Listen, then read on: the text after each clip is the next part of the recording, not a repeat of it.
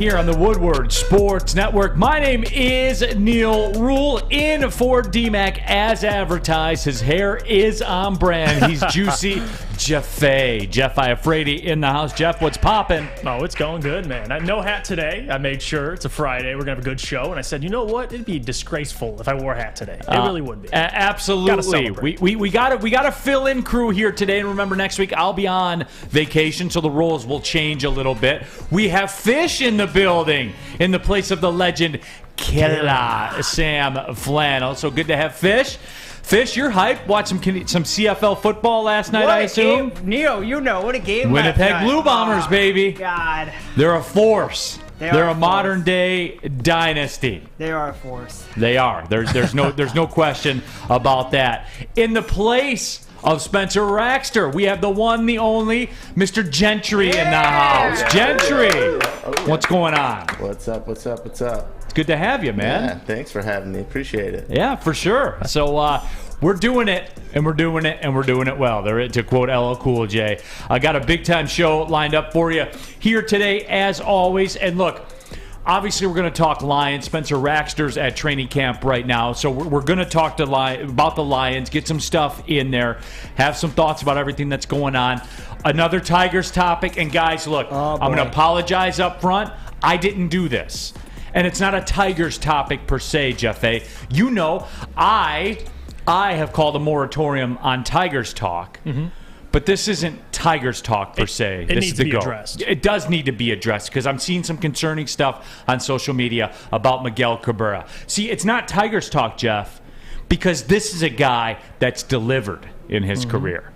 A true icon in Detroit sports. And that's why I don't, like, guys like Miguel Cabrera can go and move as they choose. I don't like the talk, especially on social media among other Detroit sports fans, talking about Miguel Cabrera. He needs to hang it up this year.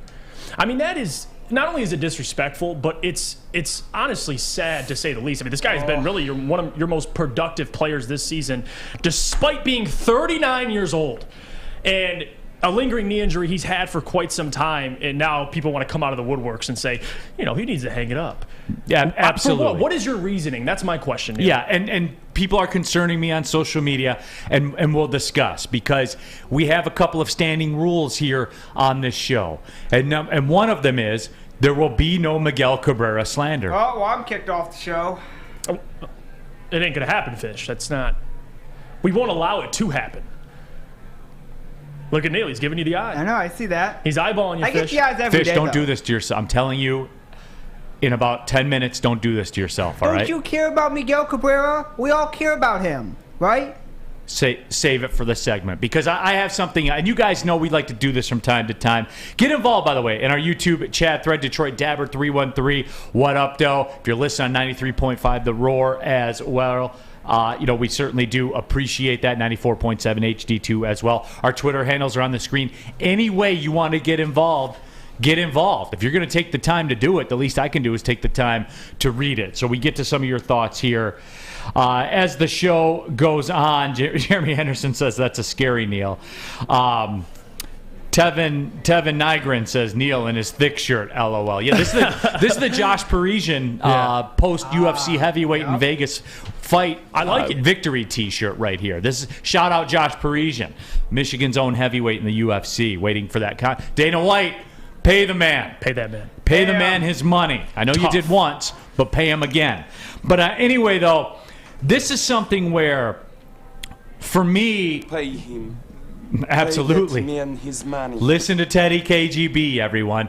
Now, look, Juicy Jeff A is going down a road in his life right now that I went down as well. And we all have. Anybody who's married, we went down that road. Jeff A is in a serious relationship. 5+ years with the girlfriend. Approaching common law marriage, I think, as far as that goes. And I had something that popped up in my life last night that I wanted to, discuss with Jeff A and see where he is with it.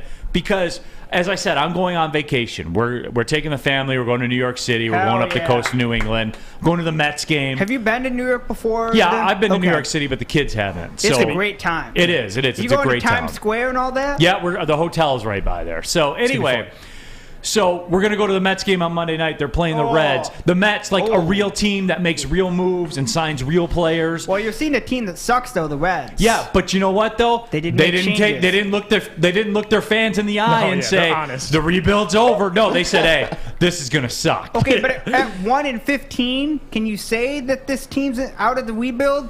Tigers weren't in that scenario. No, I don't know, but at least they were honest. That's my point. But the moral of the story is, so we're driving, and we're taking my wife's minivan, because that's the best way to go about it. You know, as far as a space-wise, you got to keep the kids separated. You don't want to be dealing with that, and you know what I mean. Fights. But Jaffe, here's the deal.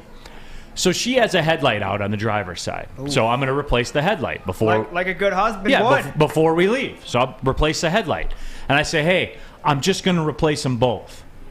Because one's out, one's not. But if one went out, one's going to be out soon. She says, no. The other one's still working fine. And I'm like, well, no. See, like, it's kind of a pain to replace a headlight. You know? So I'm just going to go ahead and do them both. Right. Well, no, the other one's fine. It's not out yet. There's no need to replace that one. So needless to say, Jaffe, we have a difference in philosophy. Which, that's how marriage works. You negotiate, you mitigate your differences in philosophy, Juicy Jaffe. Absolutely. So I have to ask you, if you were in my shoes, what would you have done? I would have thought the same way as you. I think that's more of a man thing. Like, we try to knock two birds out with one stone. From a woman's perspective, it's like, well, we don't technically need to change the headlight. And I could see my girlfriend thinking the exact same way. But for me, I'm thinking just like you, Neal. I mean, why would I wait to change the headlight if I can change both right now, and they're equally going to be due at the same time, instead of waiting for this other light to go out? So I get the reasoning behind it. It's just funny that is the reality of marriage. Like, you're going to have to get to these situations, whether it's a headlight, whether it's about a light bulb, groceries, it does not matter. The fact that we know what happened, though, Neal.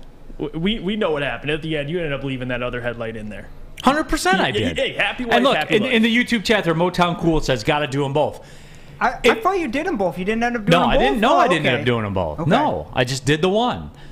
And I'm going to put that like wives will often do to husbands. And all you guys listen to this. Mr. Gentry, Fish. Are you secretly bringing the light bulb with you to New York? So when okay. No, I'm not.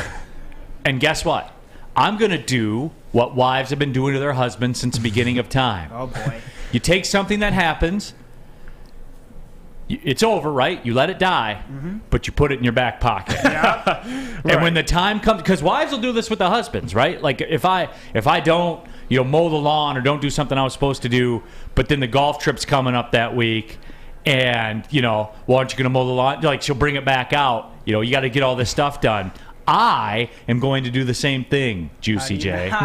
I am going to do that. When that bulb goes out, I'm going to say, well, it wouldn't have went out if we just would have listened to me. Later. Yep. See, time waiting is going to be worth it for you, Neal. And I see a comment already: replace both and keep the one that still works and put it in the glove box as a spare. I mean, there's a lot of people are seeming to agree with you. I see. Oh, Chuck said it's going to burn out for sure on the trip. There's no question. Well, that's why I suggest you should bring the other one. Yeah. Well, Chuck. See, here's the deal, right? So I didn't know because I didn't buy it. Because why would I buy it? I'm not changing it. Right. So I'm not doing it. Oh, no. so you only bought one. I only bought the one. Okay. I'm going all. Okay. I call. I re-raise. That's what I'm doing right there. I'm only changing the one, and I'm not buying the other one. No. Okay. And Chuck, yes, it's going to happen on the trip. But here's where it's going to backfire on me, Chuck. I think I'm cool right now, and I think I'm smart and I'm sleek. Where I'm going to drop the hammer and say, well, this wouldn't have happened if I did the other one. But here's where she's going to win, because she always wins. Who's going to have to deal with it? Who's going to have to find an auto parts store? Who's going to have to do all that? Right here. Right there. Well, Neal, why don't you call them? I'm very busy right now. So there it is. I feel like, too, if you wait till the light goes out, you change that light, now the other light is going to go out before that light. Like, it's just a never-ending cycle of one light will always be a little less bright than the other light. So I get what you're thinking, Neal. I really do. And I like that everybody on the YouTube chat thread is They're in with me. They're in with me. What about Motown Cool? He said, she'll say, why didn't you do them both? And it goes out. The old... the reverse psychology. John Case, you'll get the last laugh. You'll, no, I won't, John. No, you never will. Because I'm going to have to deal with it when it's all said and done. But Gentry, you taking this in? Yeah, I'm listening. Are you married or no? No. You're not married. No. All right. Everybody listen to this. And everybody in the YouTube chat thread, just kind of guide these guys. And you're doing it because you guys are reacting. I can tell a lot of you are married because of the way you're reacting right now. You know how this is going to play out. I'm going to end up paying the price. Oh, yeah. But I know that going in, and that's what I signed up for. So that's the moral of the story. Like Fish, you always say. Fish asked me, he goes, are you on vacation mode? And I said, no, it's not 1 o'clock yet. Well, 1 o'clock hits, I'll be on vacation mode. Job's not done yet. I like that. That's what you sign up for when you do the marriage thing. Mm-hmm. You got to be a professional about it. There are schedule losses. They call them in the NBA schedule losses. The 4th road game in 5 nights. That's a schedule loss. When you go to Utah, that's a schedule loss. Or Denver and play in the altitude. That's a schedule loss. In marriage, there are schedule losses, just like in pro sports. Mm-hmm. And a lot of them have to do with the garbage. Light bulbs on the car. Absolutely. A lot of things. Yep. Jake Wegener says some cars are a pain in the ass to change it, and it's worth it to do the preventive. And Jake, it's interesting you bring that up because that was my point of it. On my wife's minivan, the driver's side is the pain because you have like the vent that you had to move and stuff like that to get in there. Right. The passenger side, it's wide open. Okay. It's easy. It's literally a 2-minute job. And that was the one that was out. No, the driver's side, the hard one was the one that was out. So that's making your case even more at this point. The easy one will be the one. But I get that to where I can say, when we wouldn't have to deal with this? If I just would have did them both. Like I told you I wanted to do. You're right. We battle, man. These other things you battle about. Yeah, you're in the trenches. You're in the trenches. So can't just fault you though, Neal. Yep. Big Play J. And Big Play J, I think, sums it up the best. When you replace that other bulb, you're gonna mumble and curse underneath your breath. And it won't be underneath my breath. Like you'll be saying it. Yeah, as long as like the baby girl's not around, it'll be audible. Zach Conley, there's a reason they sell 2 in a pack. No, Zach, it was 1. You buy them by the ones. Oh, they don't sell. Well, you probably can get them in a pack. Yeah. Not that I saw. Chuck Brewer said you're gonna have to pay somebody a mint in New York to get it fixed. And again, I can do it. It's literally that one's the easy one. Right. So that's what it is. That's why it's just the point of it. I want to win. I do too. You play to win. Always. But just like an NBA team on the 4th road game in 5 nights. Sometimes you want to win. Play to win the game. You do. Except when you don't. Mm-hmm. And sometimes in marriage, you get a lot of 4th road games in 5 nights on a West Coast swing. And you got to weigh the risk versus reward. It's always that. Yep. And Neal's willing to risk. Hey, here's another one. Southpaw Slabs. The volume of your breath raises every 5 years you're married. That's true. That is what is true. EFOG 3. Sup, Neal? Sup, EFOG? Good to see you in there again. Jake, I don't personally think it's worth changing a bulb that has life in it still. Get the replacement to be prepared, but ride the good bulb until it dies. See, Jake, you're being a fence rider There's there. no way to tell how much life is left, correct? No. Okay. I love what Southpaw Slab said. The volume of your breath raises every 5 years you're married. 100%. Big You play. just said that, Jeff. Yeah. Thanks for listening. Jay, would the missus even notice if you replace both? No, she would not. Yeah, she probably wouldn't. No, she would not. And I thought about that for a good 3 minutes when I was at the auto 3 parts minutes. store. I sat there with the one bulb in my hand. Oh, yeah. Just looking. And I'm like, she'll never know. Like, there'll be a time and a place for this. But then I wouldn't get the win. No. Oh. How many wins do you really get in general? Yeah, But you get the win of changing both of them, don't you? What's that? You get the win of changing both, right? No, but I wasn't supposed to do that. Well, I know that. But you get the win of knowing you won't have to do this for a few years. Right. It's a But then secret win. I don't get the win of it going out. Okay. Yeah, I don't get that I told you so moment.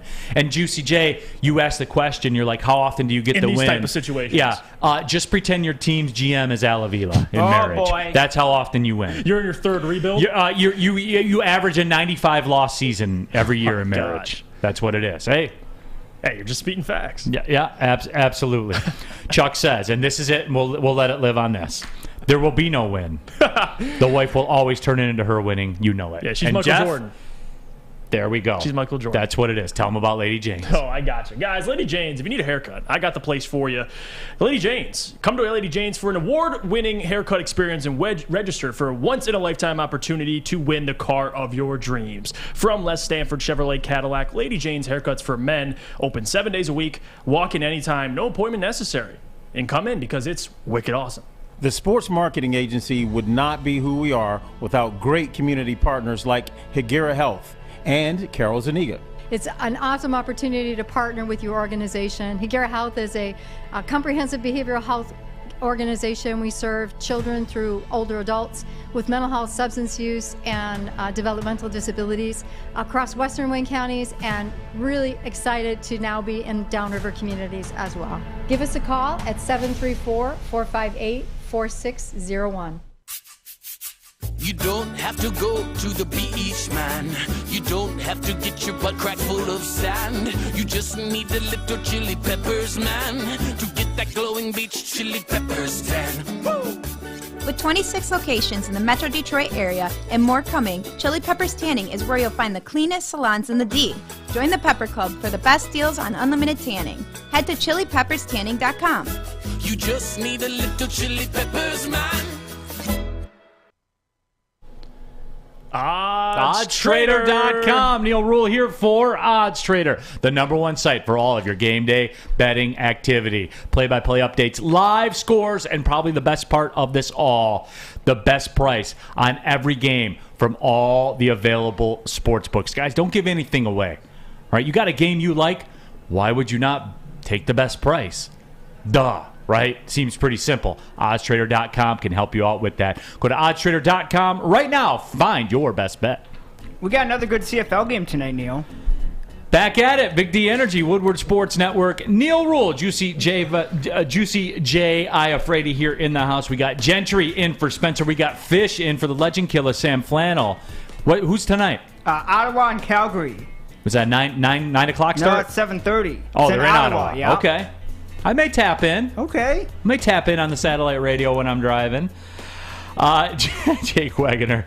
There's no fence riding. Situations are just situational. Both things can be true. LOL. Absolutely, my friend. Absolutely. DNC Entertainment. The win rate in marriage is far worse than Avila. Rack. 100%. Neal, we will be the ones who know. Neal and us will be the ones who knows he wins, but unfortunately, we won't matter. Exactly. That's exactly the same thing. So I did, and we are going to get into the Lions stuff. Matter of fact, Spencer's not here today. He's out at training camp. The Malcolm Rodriguez flag waving is going on in full effect. But that's all right. We've all picked our guys, right? Like, of course, yeah. I'm a Penei Sewell guy. But I do want to talk about this because it's relevant. And I know there's a moratorium on Tigers talk here, and every day we say we're not talking about it again. But this qualifies because we're not talking about the Tigers. All right? The news broke yesterday. Miguel Cabrera has gone to Tigers management and said he doesn't feel good, that the knee is very, very painful. And I know Woodward Sports put out a tweet talking about Evan Petzold and what he reported.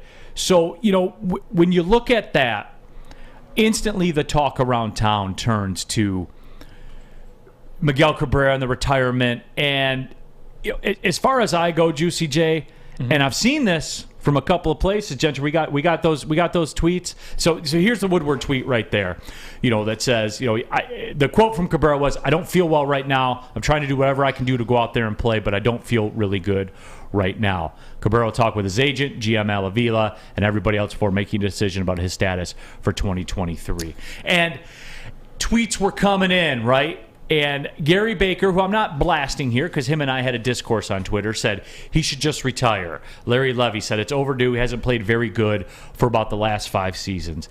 And Jay, you know how I roll with this. There will be no Miguel Cabrera slander for tons of reasons. The main overriding reason is that man is the only man in this Tigers organization that's there right now that has delivered. that has done what he was supposed to do, that executed, that was great, generationally great. You know what, guys? Miguel Cabrera will decide when he wants to retire. And if he wants to come back, then come back. If he wants to retire, then retire. But the bottom line is this. As far as Cabrera is concerned, for me, and if it were me, especially given the state of this organization and what it is now and what it's turned into, most importantly, for the final years of my Hall of Fame, instantly eligible Hall of Fame career, for me, I'm not leaving, $64 million on the table. I'm not leaving that. I'm not, actually, it'd probably be even more than that because I think there's an $8 million buyout in the last year. I'm not leaving $70 million on the table to, quote, be a good guy for the organization. Yeah. Miguel Cabrera decides when Miguel Cabrera wants to retire, and you know what? I'm cool with it. Don't walk away from money, Miguel. Don't walk away. Look at how this team flipped around and their whole philosophy changed. Why should yours, man? Miguel Cabrera does what he wants. Yeah, and his resume, I'm a big resume guy, by the way, and I know you are too, Neal.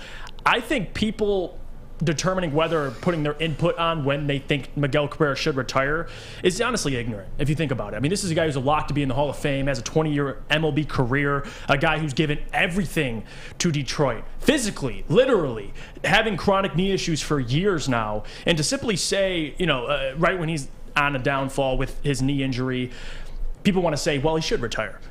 That is the most, I want to say ignorant, but to honestly disrespect Miguel Cabrera, a person for me, people that aren't big baseball fans, you cannot underestimate the impact Miguel has had on my entire lifetime. And that's why I get so offended by this. I mean, the fact that he is in a disaster of an organization the last 7-8 years, and he still put in everything, his physically, mentally, and to be where he is right now.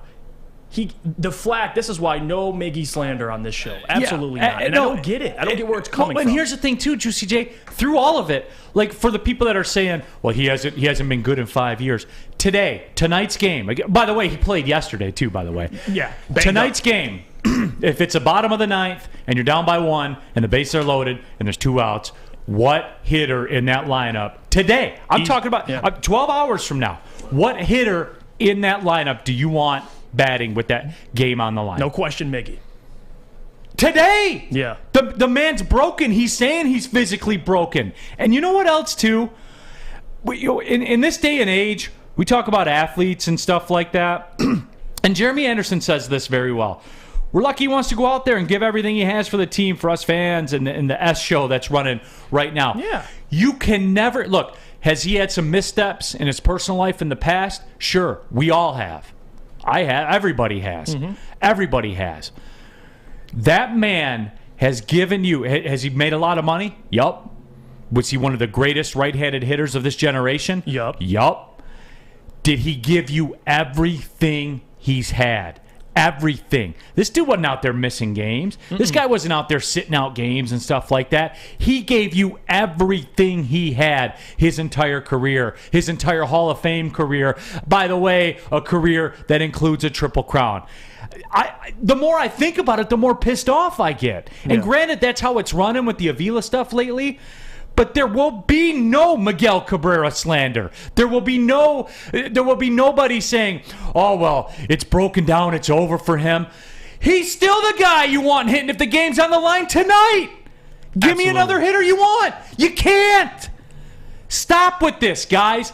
Miguel Cabrera does what he wants, and he deserves every single dollar he gets yesterday, today, tomorrow, the next 2 years of the contract, the buyout, all of it. He earned every single dollar of that. I don't care how much it is. And the salary thing, the salary argument is irrelevant too. I mean, it has nothing. You're paying him not for his production this year, but entirely his career in Detroit. That's what you're paying him for, and he deserves it. Get your money, Miggy. That is what my concern is. This team is a disaster, and the last thing you need to be worried about, whoever's on Twitter bashing Miguel Cabrera, is Miguel Cabrera. There are so many other things on that list you need to be discussing over Miguel Cabrera should retire this year. Like that is not up to you, by the way. That is up to Miguel Cabrera. He's earned the right to decide that. So any Miguel Cabrera slander will not be tolerated, period. It won't.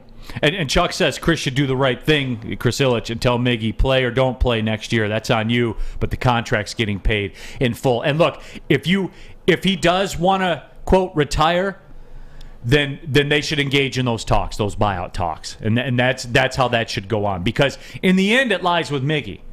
Just show up and you get paid. Like, that's it. Just show up and you get paid. I really hope it doesn't come to that. And guess whose side I'm on if it does come to that? Mm-hmm. Not the owner. And Lane makes a great point. Miggy has given everything to the Tigers, and he is one of the only things making the Tigers worth watching. Yes. Miggy is the only reason, and Tarek Skubal, of course, I'm tuning into the Tigers anyway. So the fact that people have the right to say you can decide when Miguel hangs it up is ignorant. I go back to ignorant because it is. It's not appreciating what you've had the last 20 years in Detroit. And that's what I always go back to ignorance. Yeah. I take exception to this one. Keith Smith says, keeping Miggy and trading Verlander is what killed the Tigers. No, trading Verlander for Daz Cameron is what killed the Tigers. Let's keep it real around here. The return on investment. And if you want to go deeper into those streets, too, because I knew that name was going to come up. I knew that name was going to come up, and I'm ready for it. You know what else killed the Tigers there, Keith? Verlander's ERA of 9 when he pitched in the World Series here. That hurt the Tigers to some degree, too. It did. I mean, I'm sorry. And look, we can go down that road all you want, and he was great and everything like that, except in the World Series, man. When it was all on the line, that's how it went down. So that's mutually exclusive as well. Keeping Miggy and trading Verlander isn't what killed the Tigers. Trading Verlander for Daz Cameron killed the Tigers. Yeah, and if you really want to go into it, you want to know what killed the Tigers? The lowball offer, the ridiculous contract offer to Max Scherzer because they were never interested in signing him. And who was facilitating all of these things? I don't remember. Who was that? It's Al Avila. Oh, was it? I mean, come on. The fact that you need to include, I like how he said, you trade Verlander is what messed up the Tigers, and then you added in there, but you kept Miggy.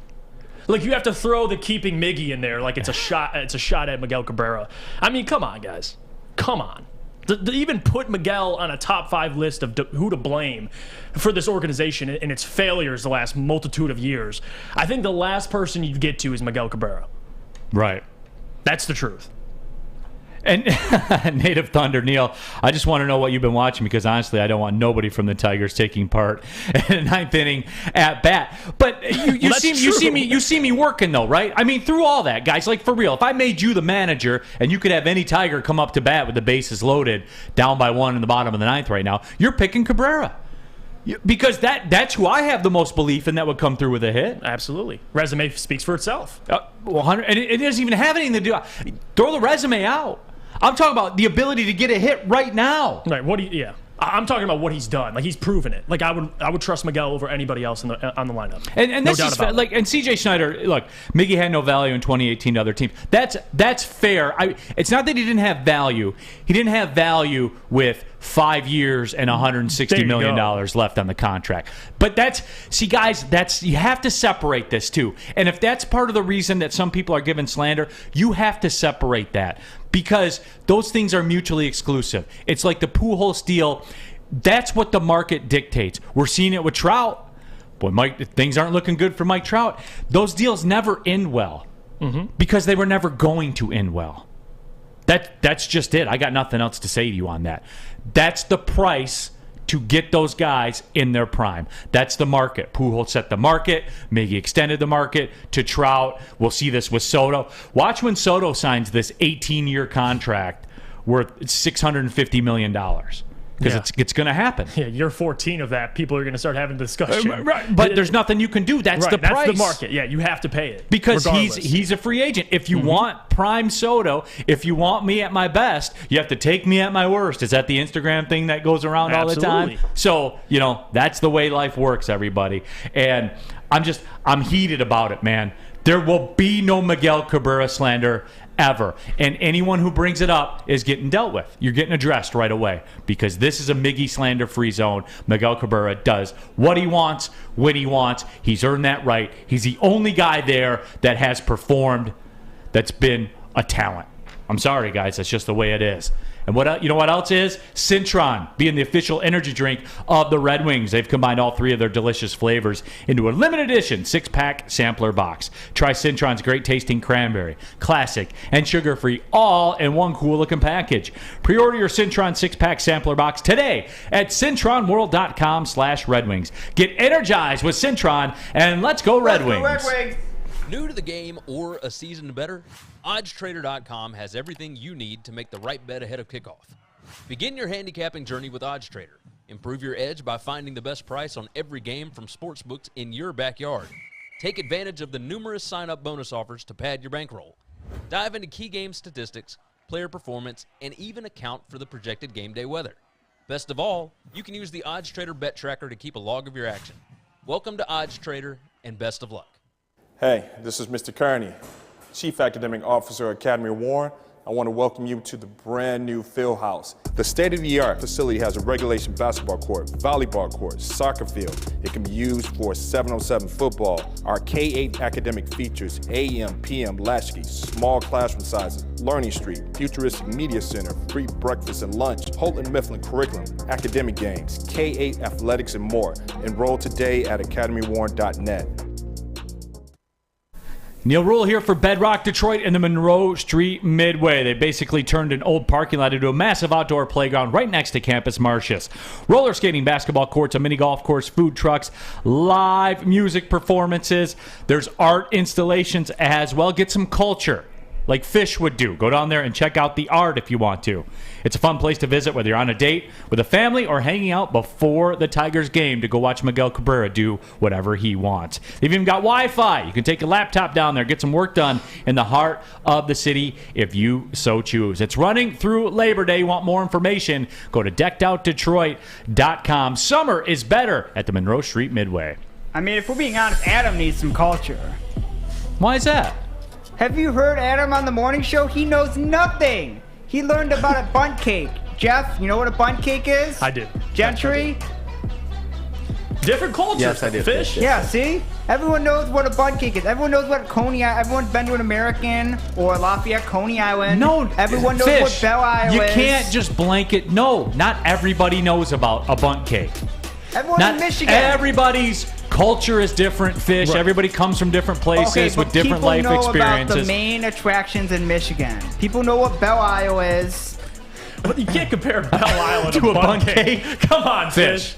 You know what? what? Sit it out for a couple minutes, okay? I love you. You're my guy. You know that. I text you about CFL all the time. You're my Great game guy. last night. Yep. You're my guy. But just sit this one out for a minute, okay? All right. Great talk. Where were we now? Before Fish derailed everything. Oh, yeah, no Miggy slander. And, Detroit Lions. Mm-hmm. You know, it's hopium. This is all, the following statements are all hopium-based. All right? Get it in. Get it in your system. Yeah. Paul Johnson-ish, the Jordan Zimmerman contract cost the Tigers. Oh, yeah, Paul. Who signed that one?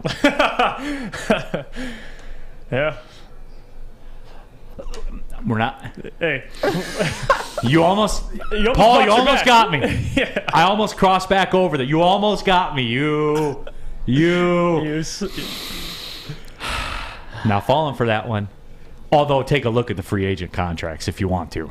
Absolutely. Almost as good as the draft record. Almost as good as the trading record. Anyway, all right, we move on.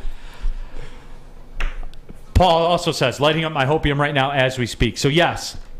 Let's do it. Let's talk hopium. This Jared Goff thing is like getting wheels right now, man. It is.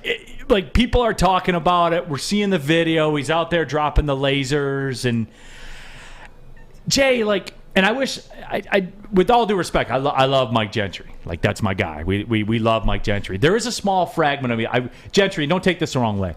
This is because of the topic at hand. And I keep poking Spencer in the chest about this.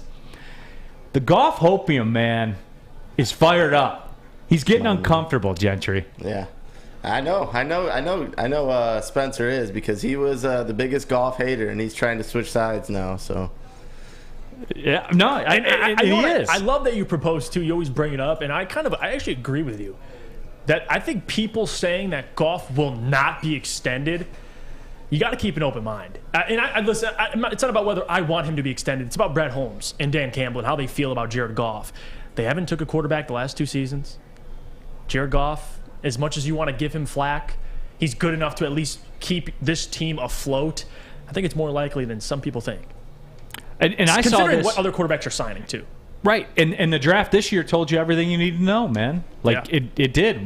This is the guy they're going to ride with, and all accounts right now are that yes, he looks good in training camp and stuff like that. Is there a chance though, Juicy J? Remember, he had that year with the Rams, and that Monday night game when they played the Chiefs, when he was slinging it around the yard, and I remember thinking, just being here in Detroit as like a fantasy football guy, I remember thinking, is this guy going to be like a viable quarterback play long in fantasy?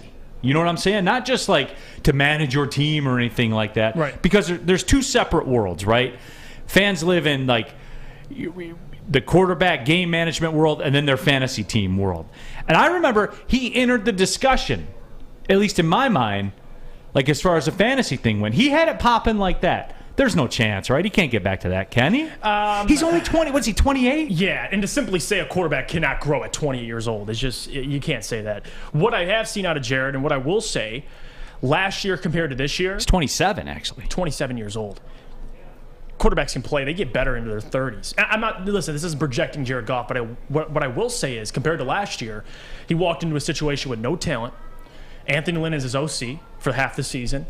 You saw how he finished with Ben Johnson as his OC, played significantly better. I think this year he has everything he needs in order to be successful, especially individually. He has one of the best O-lines, a good enough wide receiver core. You could argue the best in the NFC North. I'd probably give it to the Vikings, but second, one of the best tight ends in the league, a good backfield, not to mention a creative offensive coordinator who helped him find success last season. So he has everything, Neal. I mean, if this is the year to see Jared Goff and to see what he can be, it's this year.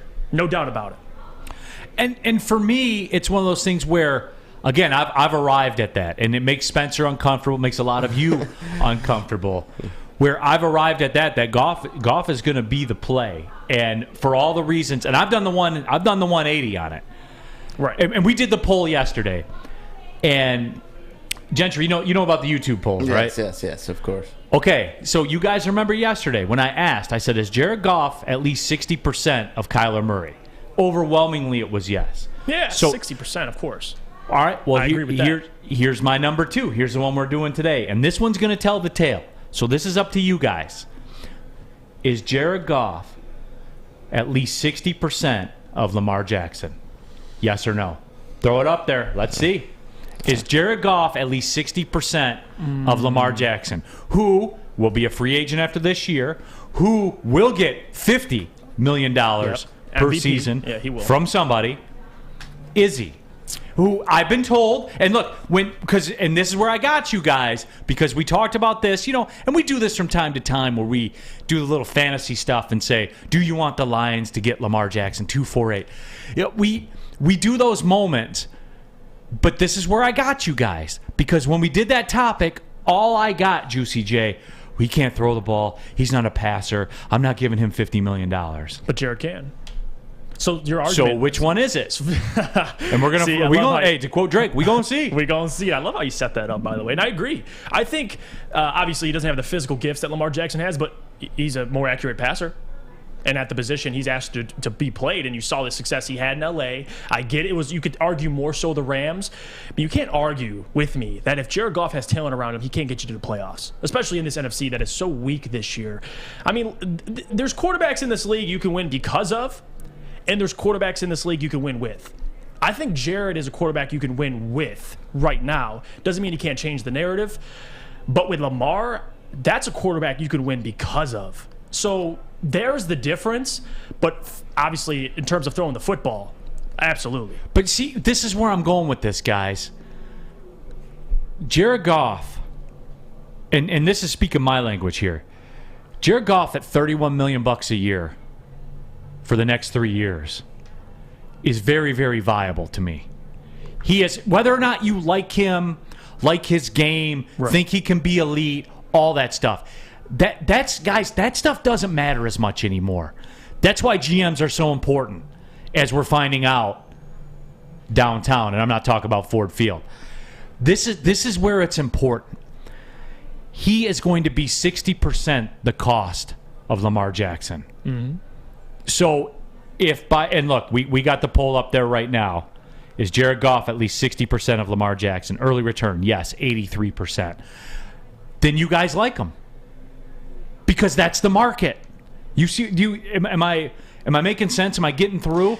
You have a value with Jared Goff. Mm-hmm. You have a discount to market in your quarterback versus what everybody else has to pay for theirs. And it's a big gap because it's a quarterback in the NFL. And this 40% gap that you have in valuation equates to, man, it's $20 million. Right. Which is 10% of your cap. So the Lions, by theory, if you use Goff, and look, I get it. Some of you don't like him, and Spencer Raxter, I know you're out there. I know you're not a fan. Am I a fan of Goff, like lighting the scoreboard up, getting in a duel? That's two different things. No, I'm not a fan of that. Am I a fan of Goff extending my team salary cap by $20 million? Keeping them relevant? Of course. Of course. Did I present my case, Juicy? You did, and you nailed it. I think Sid also said something great in the chat. If Goff plays well, what's the point of getting rid of him to hope for someone better as a rookie quarterback? And now, if they're a top 5 team and you're able to get a really good quarterback, then of course. But why take a chance on even like last year, Malik Willis? If you know I'd rather have Jared Goff right now because he puts your team in relevancy. You can win games because the Lions and what they're building, they have a good enough team. We keep saying, I think they'll hit the over on the 6.5, and a lot of that is because of Jared Goff. Like, if you want to bring Malik, it's mostly because of Jared. Of course. Because guys, look, we say this all the time. You guys say it, I say it. The pundits say it. Gentry says it. Fish even says it. But it's about the Canadian Football League. The principle still holds. It's mostly the quarterback. You got to have a quarterback to have a shot. And now, Jared Goff, there's been some moments, and Adam said something in the chat. Jared Goff is 0% of Lamar Jackson. That makes no sense. He's Jared Goff. He's more like Ryan Tannehill, Jimmy G, Kirk Cousins. Now, if you're talking comparisons, of course, I agree with Adam, but you're not talking about comparing him to Lamar. I'm talking about production. Output. Yeah, output, exactly. Production. 60%. Does he have 60% of the production of Lamar Jackson? I mean, the last season or two, you'd probably be correct on that. I think the MVP season, obviously, had a tremendous season, but as time goes on, Lamar needs to prove he can beat you in the pocket. He hasn't proven that. Physically, of course, he has more abilities than Jared Goff, but I get what you're saying, Neal. Yeah, I mean, so that's what it is. On our YouTube chat thread, Southpaw Slabs never should have traded Doug Fister. But that was a heartbreaking day. DB Coop 25 turning 30 tomorrow. Well, happy birthday for tomorrow, DB Coop. I appreciate you tapping in to Woodward Sports. You're a regular in the show, so certainly appreciate you tapping in. And people are saying I should stash the headlight in the van for when it goes out, and say, "Hey, see, I told you." No. You got to go through the pain. Part of the victory is the pain. And for me, it's that where I'm gonna die on this hill, man. I am. I'm gonna die on the hill, and I'm not gonna win. I know I'm not gonna win because I don't usually win. But if you're looking for home security, there's a place where you'll definitely win, Jaffe. Oh, yeah. You know how important defense is to have success? Guardian Alarm gets it. And summertime is here, and that means spending more time outside. Let Guardian Alarm give you peace of mind while you are out enjoying the sunshine. Just call 1-800-STAY-OUT today. You heard Fish. You can rest easy knowing you have 24/7 protection. That's 1-800-STAY-OUT. Let them know Woodward Sports sent you. Better watch it today. Hi, my diamonds. It's Crystal with an X. You want to get hot and perfect like me? Here's my super easy routine. Drink at least a gallon of water before you wake up. Attach a weight to everything in your house. Hello? Sell your car and just sprint everywhere. Scream when you exhale. Don't follow Crystal with an X. Do your own thing at Planet Fitness with tons of equipment and free fitness training in our clean and spacious clubs. Join now for just $10 a month and cancel anytime. It's a great day to get some Centron in your life. Okay. There it is. Centron, here we go. Gotta grab the cranberry. Oh wait, it's 2 for $4. Gotta double up with the classic as well. Centron World, baby. Centron, available at select Krogers. And if you want to know how, go to @CentronWorld.com. You get dope like me. You know what? Why wait?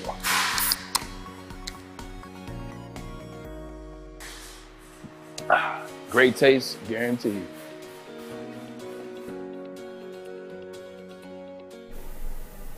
Let me tell you about our friends at Big Frog, because you can get a free Woodward Sports t-shirt. That's right, a free Woodward Sports t-shirt all month long at Big Frog in Novi. Just stop in, tell them we sent you, and they will print one out for you on the spot. So go to Big Frog in Novi today and get your free t-shirt, or visit them online at bigfrog.com/Novi. What nice people at Big Frog.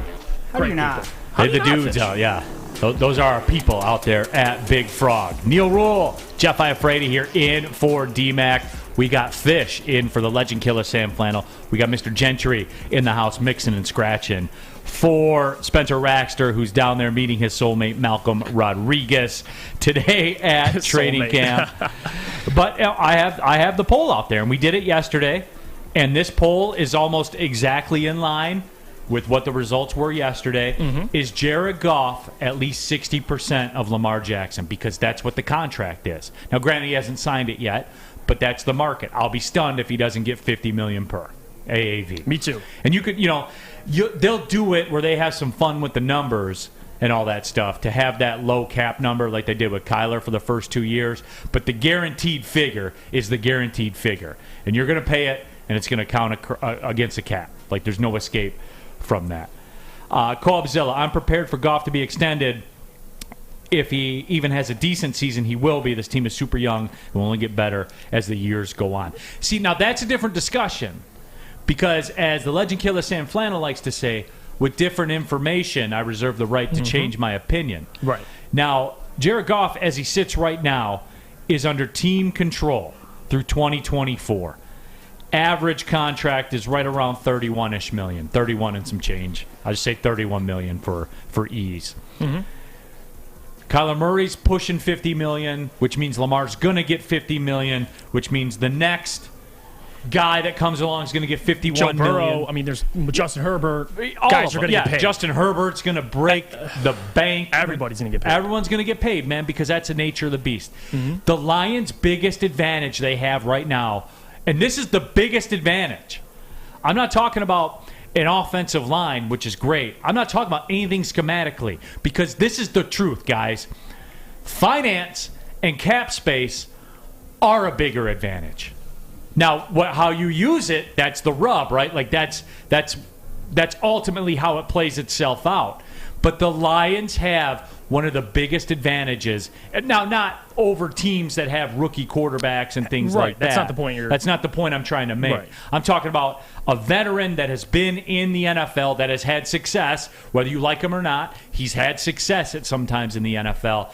He's a big advantage financially. Yeah, and I'm not sitting here saying Jared Goff will be here the next 10 seasons. All I'm simply saying is what you're saying, which is at what he's being paid, Jared Goff's resume, I'm okay with it. And even if you have to extend him for, another 2 years after this, it's until the Lions figure out what they're going to do at the quarterback position. If you can get a rookie quarterback on a rookie contract that you see has a significantly higher upside than Jared Goff and can get there, I'm okay with it. I'm not going to argue with you. But simply saying, it's not going to happen, I'm not here for that. I get why people dislike Jared Goff or dislike his play, but I'm okay with it, considering what Jared Goff what he's done. And you listen, I attribute a lot of that to what the Los Angeles Rams have built around him.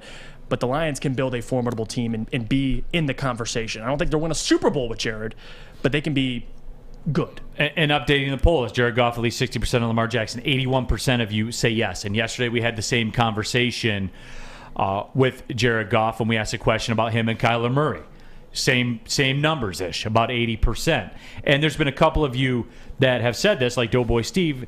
Neal's, he's won all the polls since you started having them posted. I know. So which is it? And Adam Beydoun's been chirping a lot in the back room there. He has. And now Adam Beydoun has made his way to the Planet Fitness studios. And Adam Beydoun, I have to say this.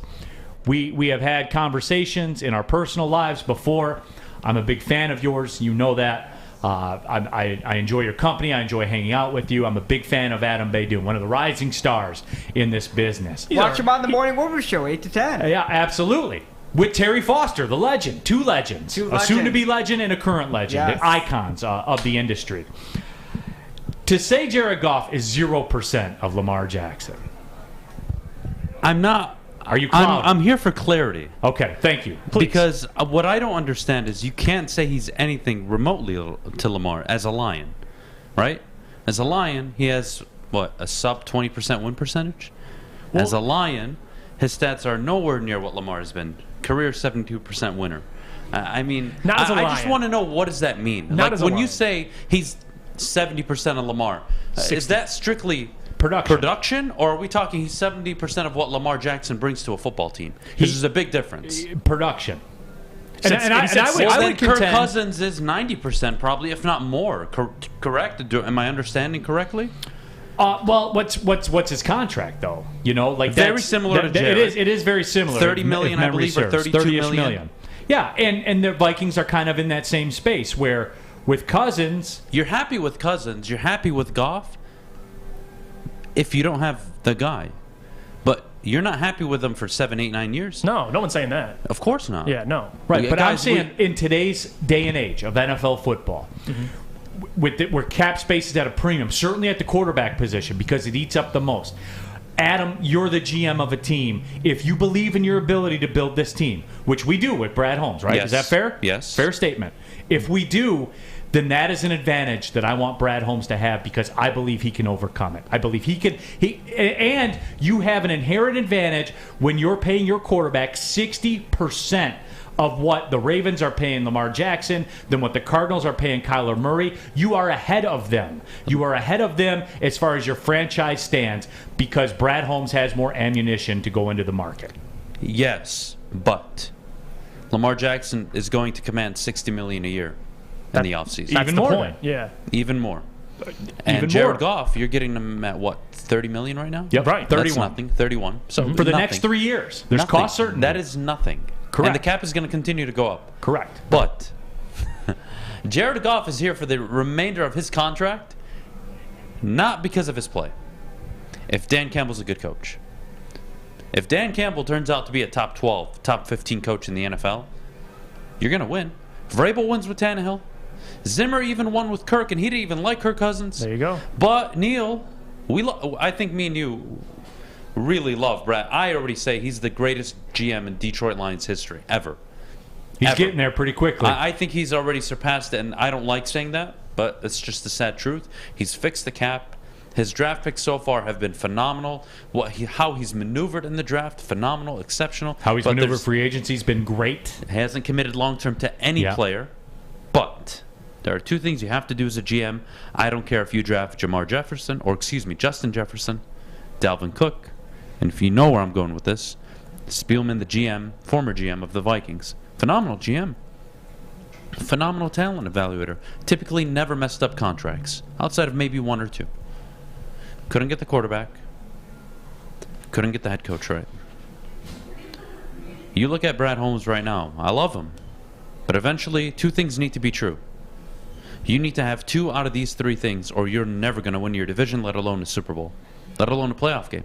You need to have a GM, a quarterback, and a head coach. You have all 3, you are a Super Bowl contender. You have 2 out of the 3, you're contenders. And you can win a Super Bowl with just 2 out of the 3. As we've seen recently, the Vikings have had a head coach and a GM, Lynch and Shanahan. Jimmy G is not a franchise quarterback, but you got to 2 NFC championship games with him. You got to a Super Bowl with him. So they need to answer that. I'm not going to rule out Dan Campbell because he needs to coach this year. To be determined. I'm not going to say anything about Dan Campbell. Whether or not he's a great coach, we're going to wait and see and find out. But Goff is irrelevant to that conversation, Neal, because you and I are going to look at Brad Holmes and say, when are you pulling the trigger? When is that $30 million irrelevant, and when would you want to take that $30 million, put it on an expensive DB, put it on a wide receiver, put it on an offensive line, even though you're kind of already made an offensive line, maybe even a free agent tight end, who knows? Or maybe you can do whatever you want with the money, but eventually you're going to have to draft a quarterback. And that's going to dictate your success for the long term. Jared Goff, I think, is middle of the pack. Yes, he was butt cheeks to start the season. I ripped into him. He had everything coming his way, but there are always buts. Right, that team. I also saw Anthony Lynn get taken out of his position. Right. I also saw him throw 11 touchdowns, 2 interceptions down the stretch after the bye. I saw him have a top 3 passer rating in the NFL. Do I think he's at that level? No, I don't. But I think under Ben Johnson, he's going to be just fine. I think he's going to be a Kirk Cousins, a Ryan Tannehill. You can win with him. You won't win because of him. Right. But you'll win with him, and winning with him means Dan Campbell's a good coach. If you can't win with him, you got to look at the head coach. I'm sorry. But when we get to that point, as Sam Flannel likes to say, when new information presents itself, I reserve the right to change my opinion. Absolutely. But as you go along this road right now in terms of acquiring talent, I look at 2024 and Ruhl with your quarterback under contract, having $91 million in cap space. Now, that'll change because you have to sign your rookie class and your draft class and things like that. That, Adam, that's how organizations win. And if you look at his draft track record, as we just talked about, that's why this is different. Again, everyone says it's different in training camp. Spencer's down there partying right now with a Malcolm Rodriguez jersey on and all that stuff. Everyone's feeling it. They got a DJ, all that stuff. I don't care about any of that ish. All I care about is he values draft capital, cap space, is smart in free agency, and that's the thing That's right the change. there. That's the change. It's not just Sheila. It's not Dan and the culture. I don't give a rip about the owner at the moment, and I don't give a damn about your head coach if he's the best speaking person in the world since Barack Obama in 2008. I don't care. What I care about is you have a GM in place who gets it. That alone. If you told me 3 years from now, what's the quarterback situation? What's the head coach situation? I don't know. I don't care, though. You know why? Because I know in 3 years there's going to be more than enough talent for this team to contend because of that guy in charge. And his biggest challenge is who's the coach and who's the quarterback 3 years from now. Which is 31 other teams. Of course. 31 other teams are in that same spot, man. I'm just saying I like the way it sits right now, Juicy Jaffe. I like that he has a 10% advantage in terms of being able to spend money over every other team in the NFL. Most any other team in the NFL. The rookie contracts obviously are different, but that's where it is. Is he better? Again, the rub is like he costs a little more than a rookie, but he's not as much as the elite because he's better than a rookie, and he's probably not the elite. So he slotted in perfectly right now. That's my thing. Right now. If you could find a rookie that you think can be better than Jared Goff, I'm cool with it. But Jared Goff, like you said, is a middle-of-the-pack quarterback, and he's fine right now. I'm cool with it, and that's why I posed the question. There is a chance that, because we don't, like you said, Neal, and Sam Flannel always says, with new information, I'm allowed to change my opinion. I don't know how Jared's going to play till the rest of his contract. So I'm being more in the open-minded loop here. What exactly? Where are we getting at? I'm going to ask a question, yes or no. Do we believe this team, under certain conditions, of course, can win a division with Jared Goff? I believe that, yes. Okay, we all agree. Yes. Do we believe, with Jared Goff as your starting quarterback, that you can win a playoff game? Yes. Yes. Okay, so I think we're all here on the same page. Yeah. If you're hosting. I think we're all on the same page. We're not going to extend him under any circumstance. But you don't need to. Well, you don't. That's my point. Yeah, you don't need to. Because you have him for 3 years at one of the cheapest deals for a quarterback that you're going to see over the next 3 years. The Lions are so set. I don't even think people think about this, Neal. No, they don't. could keep Goff for the next 3 years. And when he leaves, all the money that you think they have, you can double it. Because instead of paying $50, $60 million a year for a quarterback, which is what they're going to cost, he's going to go out and get a rookie deal. He's going to have that rookie deal for 4 or 5 years. So let me ask you this, Adam, right now before we go to the break, and I tell people how great Big Boy is. Before we go to the break, right now, in this space, right now for this Lions team, do you want Jared Goff for the next 3 years at $30 million per, or do you want to sign Lamar Jackson in free agency? I would take Jared Goff over Lamar Jackson. That's the point of the story. Kyler Murray. But it's not just financial for me, if I may. John Harbaugh, I would love to have a John Harbaugh in town. I would love to have an Ozzie Newsome. I think Brad Holmes is amazing. Dan Campbell will have to wait and see if he's legitimately one of those guys. But if you told me, Adam, in 3 years, instead of Lamar Jackson, if you told me Dan Campbell was the guy, and he's revered as a top 12, top 10 coach, I can win with anybody. I can win with anybody. So there's so many factors outside of Goff and the money When are you going to get it? When have the Lions ever had a Hall of Fame GM? Never. Head coach? Never. They have a chance to change it. You got to get one of those. It's the last stop for You gotta get one coaches of come here to die. That's what it's been. They've never gotten hired That's after. what it's been. Like you say, Brad Holmes has to get two things right: quarterback, head coach. If he gets one of them right, quarterback, you'll be good. If either, I don't care, head coach or quarterback, he gets one of them right. I think low-key, you and I, Adam, because we've talked about this privately before, we're in the same standing about Dan Campbell. We're apprehensive still. Yeah, no, I have nothing. I have 3-13-1 to work off of. But I also have high quality leadership maneuvering, right? The Anthony Lynn demotion, I think, is very underrated to this day. I've never seen that with a rookie coach ever. Leadership. That's my point, to where obviously there was some kind of relationship there. That's why you brought him in. That's the mark of somebody who's good at their craft. You can bring your friends in. I'm cool with it, as long as your friends are high level. Communication. Yep. High communicator, high-level communicator. Look at his OC this year, Ben Johnson. He doesn't shut the hell up during practice. I love that. I love that. Aaron Glenn, the same way. Over communication. He's not Sean McVay. But when we talk about up-and-coming talent, I don't know what Kellen Moore is behind the scenes. But from what I'm seeing and what I'm hearing, Ben Johnson, an over-communicator, young offensive mind, you might have the next Sean McVay in your damn building. And you have to consider that over the next 2 years. Absolutely. Appreciate you tapping in, brother. Yeah. Always good conversation with Adham Beydoun, and always a good time when you roll through our local big boy restaurants. That's right, ciabatta, summer salads, hand dip shakes. All of it is available at Big Boy. You can try the Chicken Club, the Chicken Cordon Bleu, or the absolute banger, Sunrise Ham and Cheddar, all on grilled ciabatta bread. Look me in the eye. Look me in the eye. Tell me that's not good. Or you can keep it light with the Michigan apple, chicken Caesar, or Greek salad. And don't forget to cool off. It's the payoff, guys, the hand dip shake. Cookies and cream, strawberry, vanilla, chocolate. There is no wrong answer. It's a shake, for Christ's sake. All right, come on. They're all good. You heard it here first. Summer is better at Big Boy.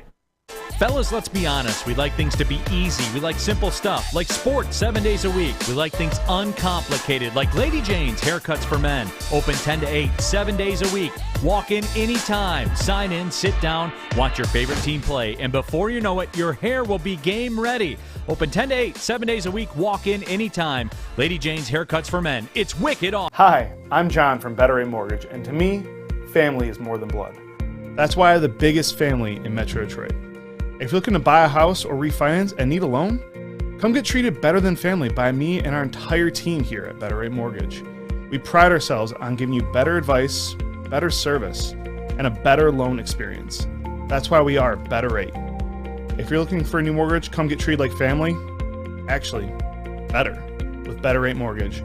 Visit us at mybetterrate.com or call at 248-480-4467 today. 3 NBA championships. Detroit fans were there. 11 Stanley Cups. Detroit fans were there. 4 World Series wins. Detroit fans were there. And that one Lions playoff win in 1991. Yeah, Detroit fans were there. Woodward Sports, where the fans are. Back at it. Ran that segment a little bit long. My guy Adham Beydoun from the Morning Woodward Show popping in. Appreciate Adam tapping in.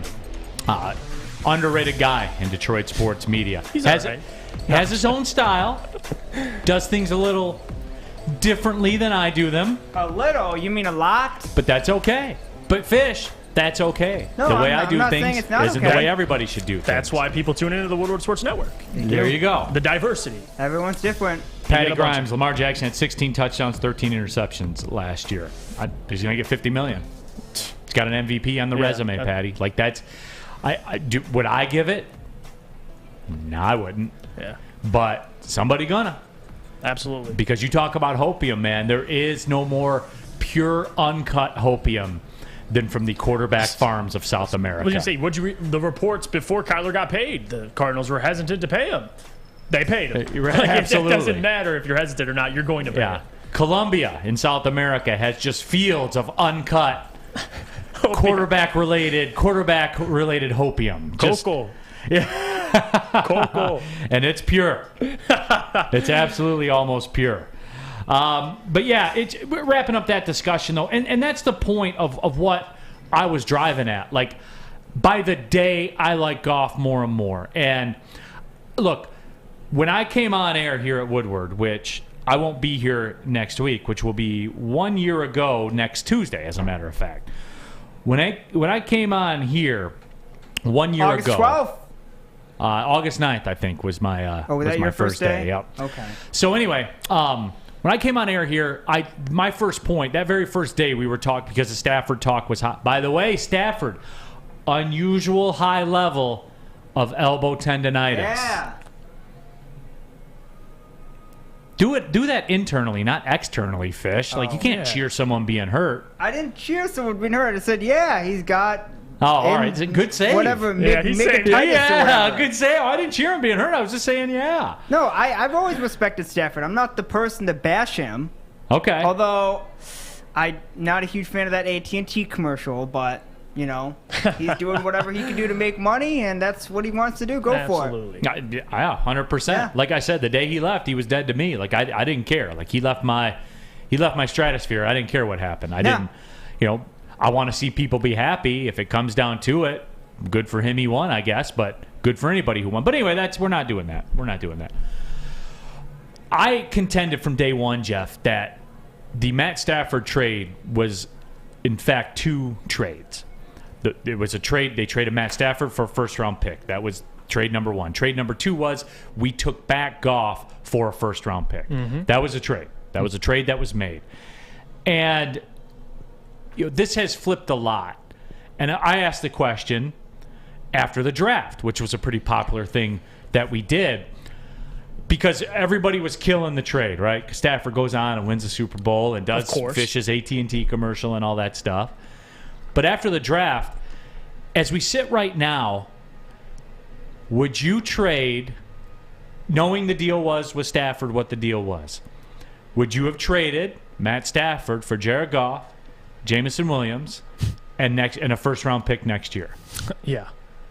You see what I'm saying? Like, it's all starting to play itself out. The Jared Goff thing now is starting to play itself out a little bit. Right. It's just, I'm happy with where they sit. I am. Fundamentally, philosophically, all of it. My biggest question, and my biggest question is, can Dan Campbell coach in the moment of a tie game where the winner goes to the playoffs? And that's still to be determined, considering last year, too, him struggling late in games, putting them in positions to win. Now, I'm not saying it's going to carry over. I think he can get better. He's clearly going to improve as a head coach with experience, with the guys around him as well. But it is a fair question. Like, to kind of reflect on that trade, that's why, and this is a completely random analogy, but it's like when the Pelicans traded Anthony Davis. They got a ton of assets and some young pieces, and now looking at what they got out of those pieces, it's a haul. Like, you have to wait and see what these draft picks turn into, and to say it was Jameson Williams and a first next year, which you don't know where they're going to land, you don't know who it could be, you could use it into a trade package, who knows? I would take it. I'm cool with it. But this thing, the point of the story is it continues to play itself out. We got an update from Spencer Raxter, who actually dropped it in the YouTube chat. Goff looked pretty good today. He's down there at training camp, by the way. Goff looked pretty good today, made some nice throws, but did get picked sixth by Alex Anzalone. What about that linebacker core? I'm just joking.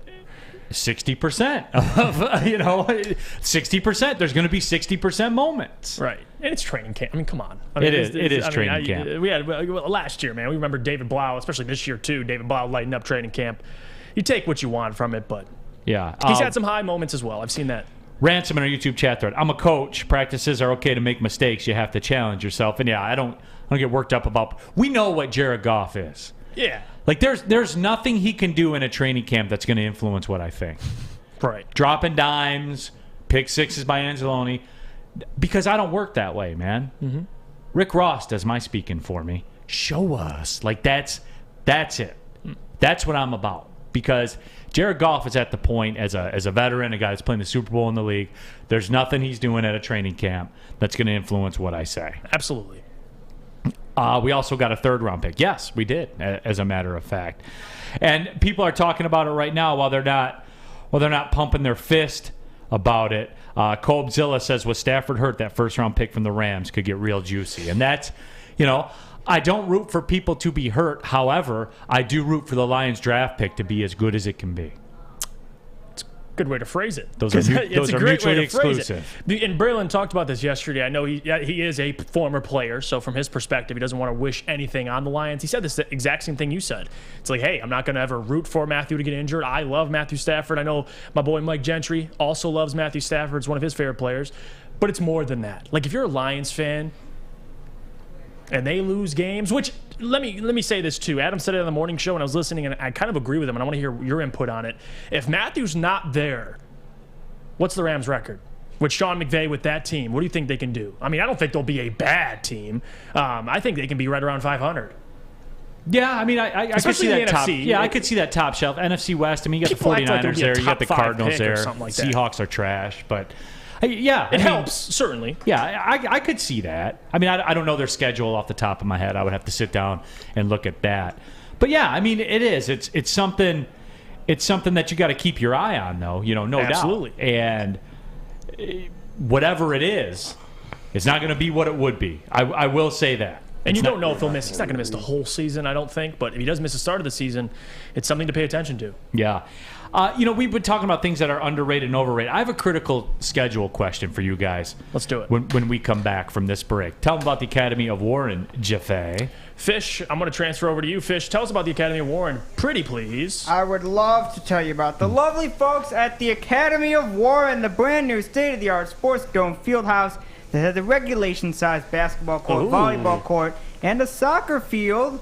You like good old soccer, Neal. It could also be used for good old 7-on-7 football. It has kindergarten through 8th that features AM/PM latchkey, small classroom sizes, loading street, futuristic media center, free breakfast and lunch, academy games, and K through 8 athletics. Enroll today at academyofwarren.net today. 50 different formulas and hosting countless taste tests, but we believe Gypsy Vodka is the smoothest vodka on the market. Don't believe us? Ask the owners. We're Mike and Adam Kazanowski with High Five Spirits Distillery. We're in close to about 1,200 locations throughout Michigan.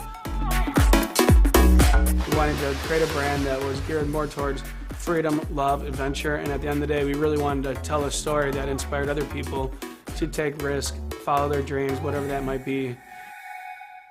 Hey, it's Scott from the Woodward Bet Show. Hey, we're fired up. It's the last weekend without Lions football. So listen, we're getting ready for our fantasy drafts. You guys are going to have to come check us out at 4:30 over the Woodward Bets YouTube page. You also got to go over to that app store and check out oddstrader.com. It's got live scoring, play-by-play updates, and the best place to check all the odds and sports books right in the palm of your hand. But hey, let's get to some winners. That's what we want. We want fun coupons. So listen, today I'm rolling with the Padres. Padres, we already know. They got Soto. They got the Dodgers. Big game. Should be fun. Let's go with the Padres, plus 140. Oddstrader.com, Woodward Bets. Check it out. Back at it, Big D Energy, Woodward Sports Network. Neal Ruhl, Jeff Iafrate in for D-Mac. I'll be on vacay next week, but when I get back, we are rocking and rolling straight into the college football preview week. Got a lot of cool stuff lined up for that. On a YouTube chat thread, it always comes back to this. You can't say the name without it coming back to this. But Pat Riley, only 2 NFL players have ever made the Hall of Fame with only 1 Pro Bowl. Ray Nitschke and John Riggins. Stafford currently has 1 Pro Bowl. He also had the 3rd most passing yardage for quarterbacks into age 30. And ever. I'm pretty sure he's going in the Hall of Fame. I'm pretty sure he had the most touchdowns last year from beginning of the season to the end of the playoffs ever. So, yeah. So the dude's like... He's going to the Hall of Fame. Historically, yes. Everybody get ready for it. Like, all those stuff. With all due respect to John Riggins, he won't finish in the top 10 of passing yards ever, or top 10 of rushing yards ever when it's all said and done. Absolutely. So it's gonna happen. So everybody be ready for it. Stats, ring... That's it. Does Stafford go in as a Lion or a Ram? 2 for it. No, I'm kidding. I'm kidding. I don't need to stoop to that level. We got. You we realize got other what cool it's going to stuff. end up being, right? What do you mean? You know what Stafford's going to end up being going? He's going to end up going as a Ram for Hall of Fame. You think so? Yeah. People are going to kill me, and that's fine. But be honest. If we're honest with ourselves, it's going to be Rams. I could care less, Fish. Yeah, me too. I really could. I don't care, but it's going to be, you're going to care because everyone's going to be talking about here in Detroit. They're going to be crying. They're going to think, Detroit versus everybody. They're going to wear their stupid little T-shirts. Like, it's just not. I don't do Detroit versus everybody. It's everyone versus everyone. Neal, Ohio State. I got bigger fish to fry than who he goes in with as a Ram or as a Lion. Yeah. I mean, regardless. You'll be talking about it. Jan Ayala, YouTube chat that. there. Have a great vacation, Neal. Safe travels. Hey, I appreciate that. I'll Can be at the Mets Reds game on Monday night. Can as a I matter bring of something fact. up about New York? Are you going to go behind either GMA or the Today Show with your Never. family? Okay, I'm you're not a fan of those? Those people, dude. I'll Never admit would I do I that. did that when I was down there in 2012. Neal, I did that. Are those people in the same category as the golf shoes to the Yeah. PGA? Absolutely. Yeah. People who wear golf shoes to golf events, like PGA Tour events, like fans that wear golf No, shoes. I didn't hold a sign when I was there. I just stood there just watching the excitement of the people. Why? Because you're in New York. How do you not? Because there's a million other things to do in New York. Okay, but it's 9 a.m. What are you going to do at 9 a.m.? Something else. Just one Walk day through at Central 9 a.m.? Park. That's better. Central Park. Walk is beautiful. through Central Park. Try that. Okay. I'll take that over GMA any day, Fish. And being in the background. All I remember is I almost died that day, so. Why? Because it was hot as hell. It was like 95 at like 8:40 in the morning. First off, you got to get there super early. Maybe you should have went to a museum that has air conditioning then. I should have. Hey, I went to New York on the hottest day of the year, unfortunately, but it was a blast still. Yeah. It is weird how it smells when you first get there. Oh, yeah. It's different. Yeah, it takes you like a day to get The used to air that quality, smell. yeah, you gotta adjust. Which, I would figure it would be like that. Have you been to Yankee Stadium, by the way? Yes.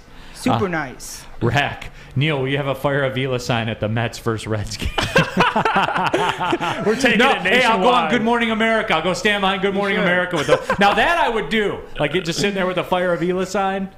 That's tolerable. We're good with that. No doubt about it. Yeah, but critical question about the Lions schedule, and this is important, I think, because I don't think people. All I hear is how easy the Lions schedule is, right? That's the universal discussion about their schedule. Yeah.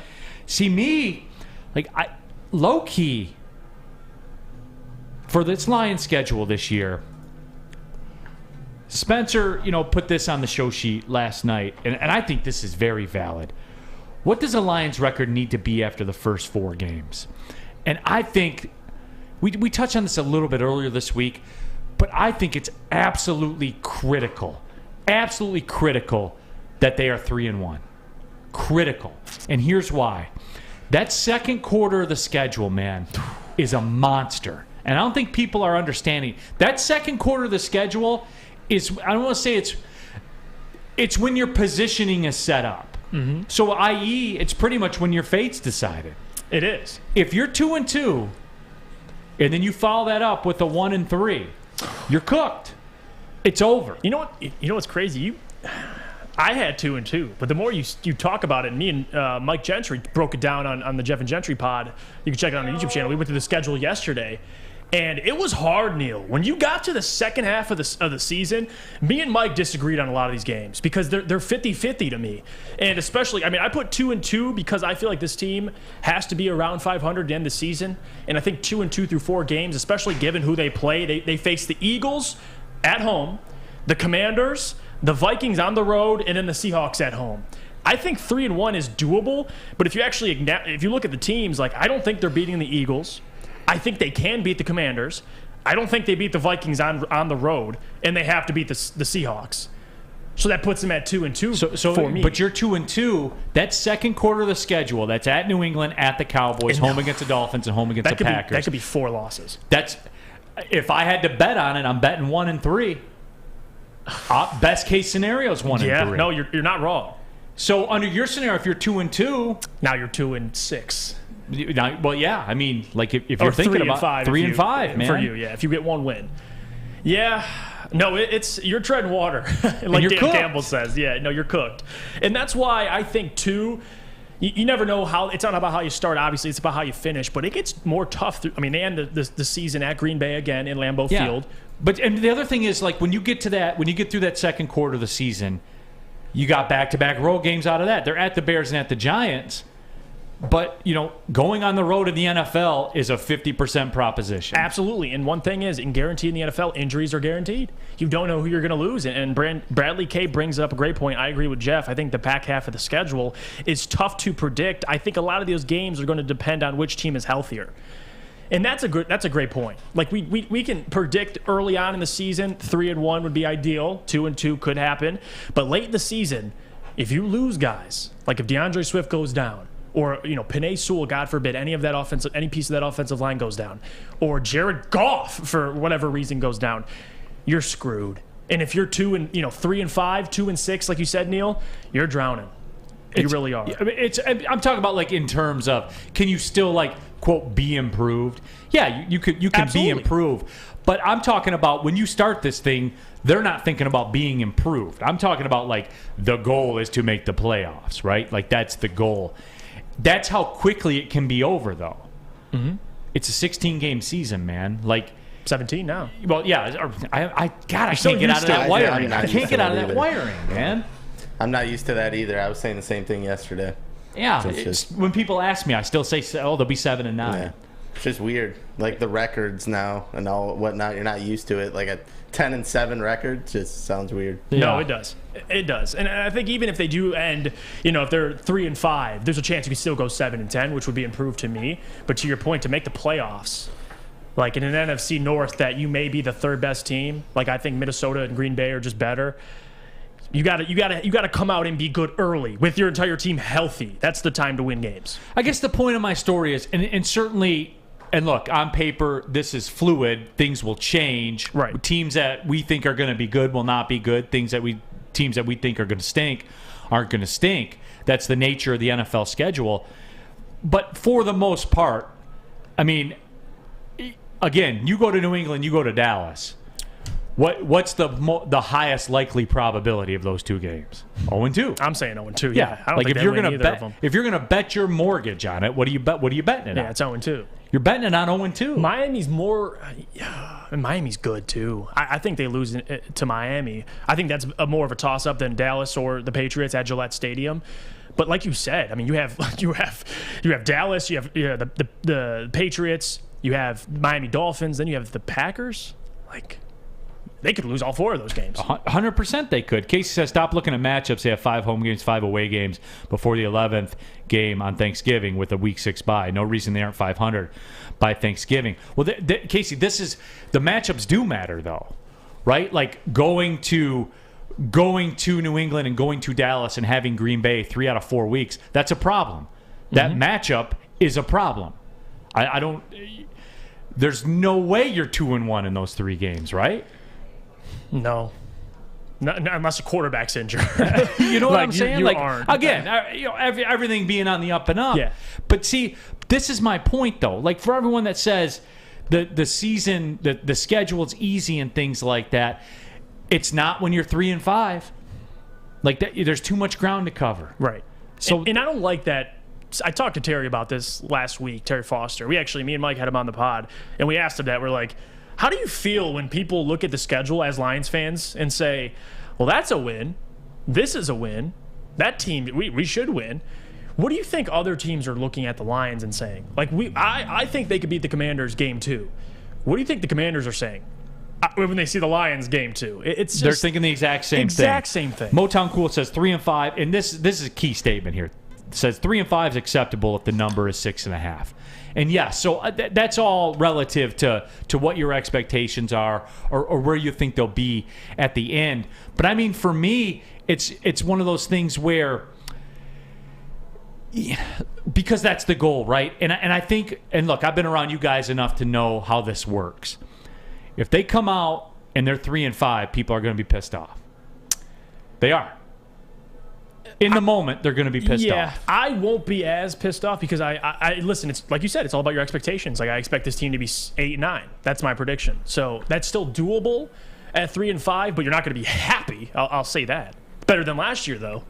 Not only that, you'll hear 1 or 2 idiots at 3-5 say fire Dan Campbell. Guaranteed. I mean, that's premature. Well, that's how they lose. Again, that's depending on how it goes down, right? Right. Like you're getting blown out every there's 5 losses. Well, not only that, like that again, and this is where Adam and I, in the discussions we've had, I think come into play.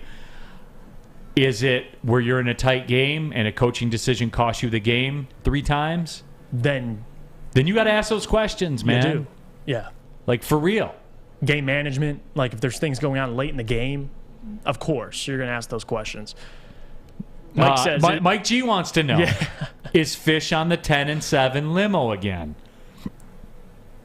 Yeah, sure. No, don't say Are sure. you going to get the tattoo? No, I'm not going to get a tattoo. But I can't be on the limo without a tattoo? No. That's the cover charge. Oh, that's the cover charge? Yeah, you need a tramp stamp, Fish. Well, then, no, I'm not on the limo then. Okay.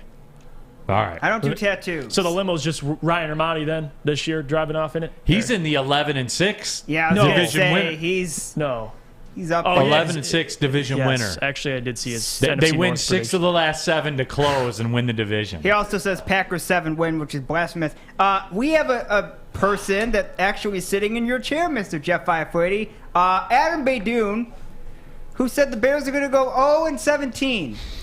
No. I don't think Adam even truly No, believes that. he does, because I mean, I think they'll win. he said he's putting a significant amount of money on The it. Bears are going to win 3 to 5 games. Yeah. They're not going 0-17. Yeah. You have to try. You have to be that bad. You gotta want it. Yeah, you You gotta gotta want want it. You gotta want it. You got to want it. And hey, if you want the best spot to work out, Planet Fitness is that spot. It's home of the judgment-free zone. We're live at the Planet Fitness studios. You can work out in a non-intimidating, judgment-free atmosphere. Membership starts at just $10 a month for access to your home club. Come on, guys.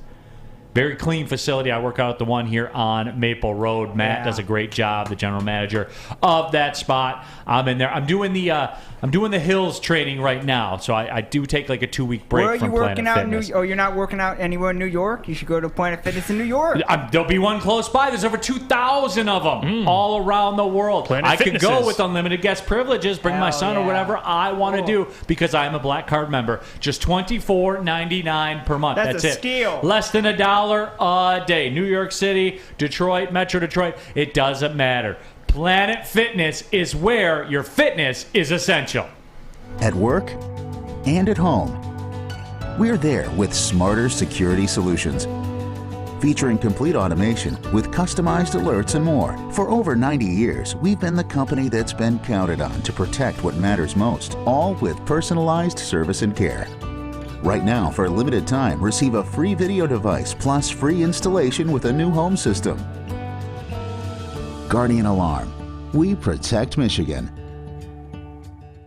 When you need apparel, there's only one place to go. Big Frog in Novi. With no setup fees, no artwork fees, no minimum, and a 24-hour turnaround, you can have your whole team outfitted in no time. Embroidery, direct-to-garment, vinyl, and screen printing, Big Frog has it all in all the styles you want. So whether it's a sports team, fundraiser, school event, or corporate needs, Big Frog is your one-stop destination. Visit bigfrog.com/Novi or call 844-4-BIG-FROG. Oh, hey.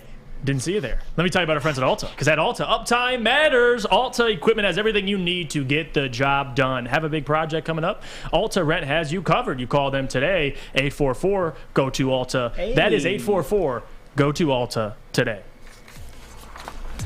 Back at it, coming down the stretch here. Big D Energy, Woodward Sports Network, Neal, Ruhl, Jeff Iafrate in for D-Mac. Jeff will be in for me next week. Big shoes to with fill. D-Mac. He'll be running the ship, so Hell yeah. you know, Driving the ship. Driving Big the shoes ship. to fill. Fish is here in the place Hi. of Sam Flannel. We got our guy Gentry too in for Spencer. I'm not wearing a flannel. Rackster. Sorry, not sorry. Yep.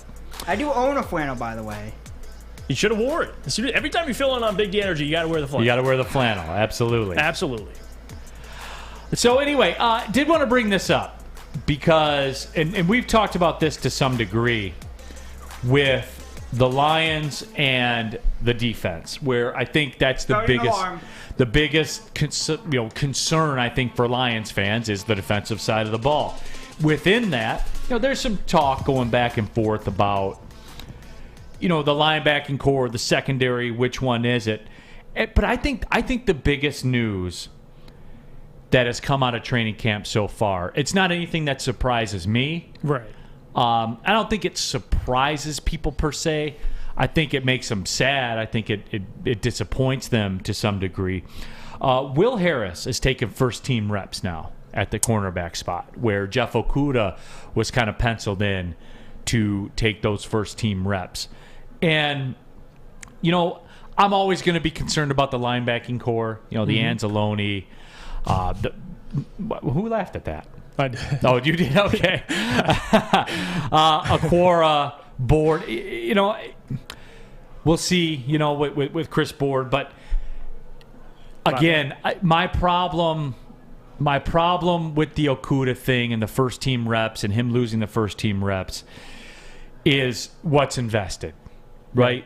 Because of the rookie contract that he has, even into next year, it's a $10 million cap hit. And look, guys, I can root for the guy personally, which certainly I do. Mm-hmm. I want him to help the Lions because the Lions are the team I root for. All those things are true. But Juicy J, it ain't looking good, man. No, it's not. And this is why I respect Aaron Glenn so much, because he sat Jeff Okudah and Will Harris down at the beginning of training camp and said, you two are going to compete for the spot opposite of Amani Oruwariye. He was very honest with them. They understood, listen, we're going to be competing against each other. And I got to give Will Harris props, like the fact that he's kind of moving along and making strides. I know everybody freaks out over the clip about Jeff Okudah, getting it was Josh Reynolds making a beautiful catch over Jeff Okudah. But to me, it is disappointing. I know people coming into training camp, we had high hopes for Jeff, but people have to understand, too, he's only played in a handful of games so far in his career through 3 seasons, about to be 3 seasons. He needs to get up to speed. He just hasn't been able to stay on the field to get consistency. Like, that's the issue. He missed all of last season mostly, and now he's really going into, if you want to put it into perspective, it's really his second season in terms of games. So for me, I'm not freaking out. I think Jeff Okudah is still going to have an impact on this team this year. I just think in terms of expectations for Jeff Okudah, people just get disappointed. I mean, it's a former 3rd overall pick. I get people think he's going to come out into training camp and light it up. But the reality is he needs time. He does.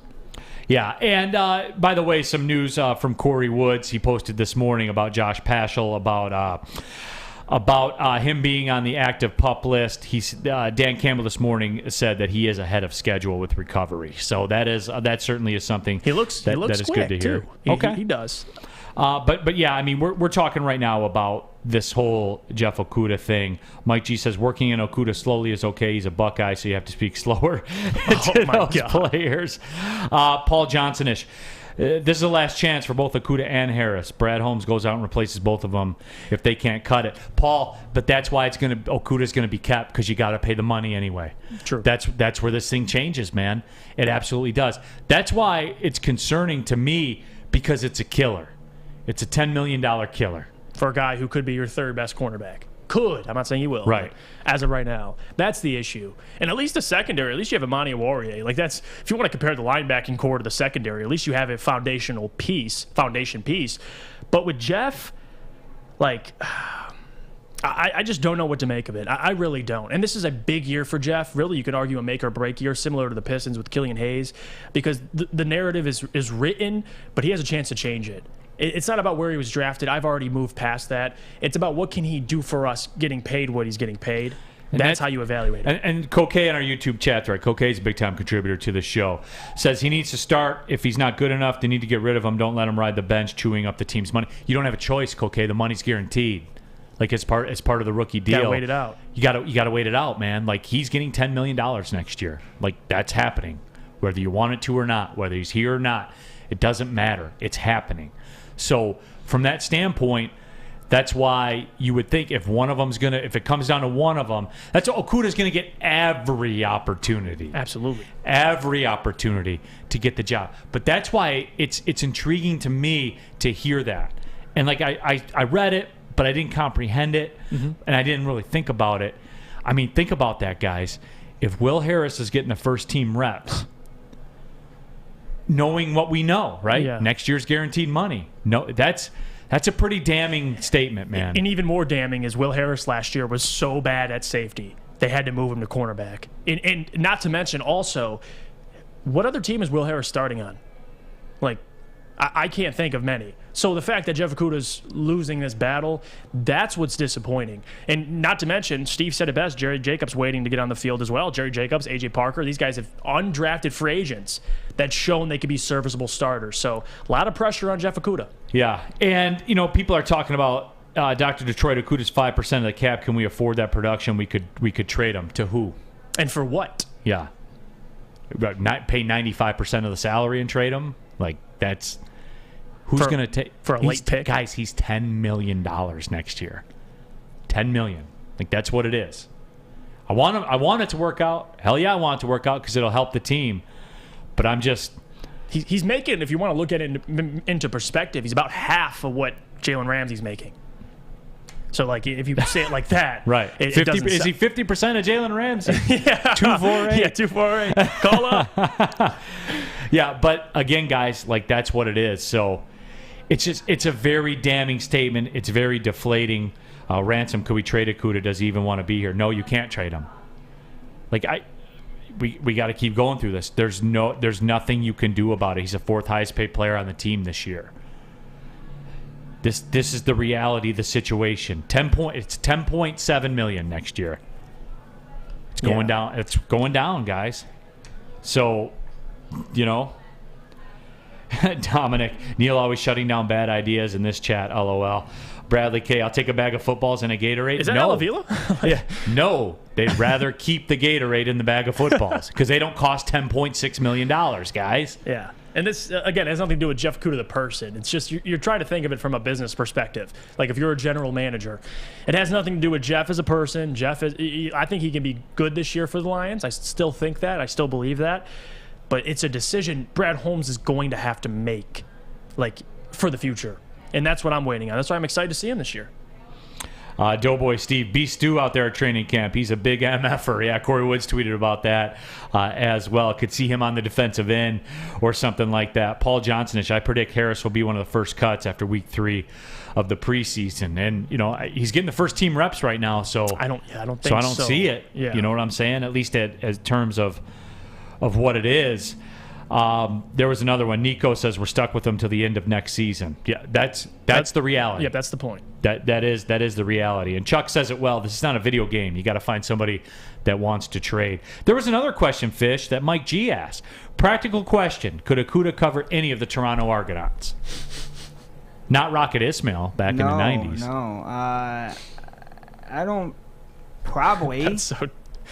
Probably. The fact that we're having this conversation right now is By the way, there should be a good crowd for tonight's CFL game. Estimated 21,000. There you go. So, hopefully, good crowd for tonight's game. You'll be tuned into it. Well, Red Blacks and the Stampeders. To answer the question, yes. Jeff Okudah can guard those guys. Yes. Who do they have? Oh, they don't have the first names on the roster. I'll get the answer. I'll get the answer to that question. They are playing tomorrow. They're playing the Tiger Cats at home tomorrow, 7 o'clock. Yeah. Go Ticats! They're coming back, Neal. No, they're not. They had a rough start. They had a rough start last year. People forget that. They had a rough start last year. They're not beating Winnipeg. No, they're not. Winnipeg's a dynasty. They didn't beat Winnipeg, though. Winnipeg's a dynasty. By the way, they should have beat Winnipeg in the Grey Cup. But they didn't. No, they didn't. Which was a get-right special, by the way. Yes, Remember? Yes. I gave you guys Winnipeg. But that idiot kneeled in the end zone. Like, doesn't matter how you win, Fish. I know. It just matters how they pay you. What kind of bills are they paying you? Dollar bills. Dollar bills, Fish. 17-6, baby.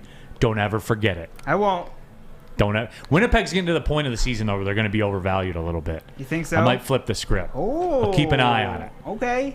I'm going to keep an eye on it. Hey, We'll shout see. out to Ashton in the chat, too. Ashton, the trainer, man. My guy. He Tapping said in? they sleep on Okudah. If I was the Lions, I'd try him at safety. I think that's kind of where, like right now, it's trial and error with Jeff Okudah. I think he's really talented physically, especially, but it's staying healthy, and it's proving you could be a starting quarterback in this league. Cornerback. I mean, that's the point I'm making. That's the problem. No, Achilles, man. And that's the thing. It's Achilles like I've injuries. said, the Achilles today is the ACL of yesterday. You know, like remember when the ACL was a death sentence, and now Now it's like a minor inconvenience, like it's an 8 to 10 month thing. Especially as a quarterback. Right.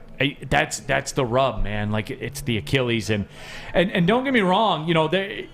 Ashton, like they're going to exhaust all options because it's professional sports. Mm-hmm. He's a high draft pick. They will exhaust all options. I hope it works out, man, because it'll help the Lions. I hope it works out. It was sobering when I saw that he fell off the depth chart. It was very, very sobering. Made me want to take a drink of my mulligan made with gypsy vodka because it is the official drink of summer. When you're hanging out in the golf course, hanging out in the backyard, the mulligan is calling your name. Don't forget about the OG as well, the original gypsy vodka. Made in Petoskey. Support a local Michigan-made product. Support the guys at Gypsy Vodka. And you can ask for a mulligan at your local golf course or go to a Total Wine near you. As always, drink responsibly. Life is full of hard choices. We're here to make one of life's biggest decisions as simple as possible. My name is Christina Gennari, and for over 20 years, I've helped hundreds of families buy and sell homes. We cover all of Metro Detroit and more, from large luxury homes to starter homes. We will work hard to make sure that you get the home of your dreams. So if you're in the market today or even thinking about buying or selling in the future, make the obvious choice. Christina Gennari, the obvious choice in real estate. Visit us at soldchristina.com today. Ciabattas, summer salads, and dip shakes. All at Big Boy. Try a chicken club, chicken cordon bleu, or sunrise ham and cheddar. All on our grilled ciabatta bread. Or keep it light with our Michigan apple, chicken Caesar, or Greek salad. And don't forget to cool off with a frosty hand-dipped cookies and cream or strawberry shake. You heard it here first. Summer just got better. Neal Ruhl here for Chili Peppers Tanning. We can join the Pepper Club at Chili Peppers Tanning. Get all the best deals. Take a look at all your unlimited tanning options that are available. And they'll beat all the competitors' prices by at least $5. Chili Peppers Tanning has the hottest bulbs, the hottest deals, and the darkest tans. Go to chilipepperstanning.com. Find out which one of their 26 Metro Detroit locations work best for you. There's one close to you, guys. I don't know where you live, but I'm guessing there's one close to you. It's Chili Peppers Tanning. Chili Peppers Tan. Man, we're coming down the stretch already, huh? 19 minutes. You know what time it is? Next segment, right? Ask Neal. You know it, Neal. Some people, I'm always amazed that people want to ask the questions, but they fire them in there, man. They fire them in there. We do have Juicy J here, and I did want to touch on this. Just a couple of Pistons topics real quick. Ashton the trainer's in the chat room right now. Go Pistons! I do want to touch on this because the question here was which Pistons rookie's more vital for the Pistons' success? Jaden Ivey or Jalen Duren? And Juicy J's here. He's a basketball guy. We'll ride off onto this before they ask Neal. And that's an interesting question to me because I think there's two different answers, and it comes down to how you define success. So the question's open to interpretation, your interpretation. So, Jay, I ask you the question, and interpret it any way you want. Which Pistons rookie's more vital for the Pistons' success next year? Although I think both guys are going to bring skill sets the Pistons just didn't have, which is athleticism, I'm going to go with Jaden Ivey because of the responsibility he's going to have year one. That's obvious. He's going to have the ball in his hands a lot, along with Cade Cunningham, and especially sometimes late in games. Playing with a guy like Cade, he's going to want you to be great. Jaden Ivey's going to get plenty of opportunities. It's about if he can capitalize on that. He's really looked at among us, the media, a lot of other media outlets, as the co-star to Cade Cunningham. The Pistons, another one of their franchise players. He was recognized also as the best guard coming out of the 2022 NBA draft. That also matters. The pressure's there for Jaden Ivey.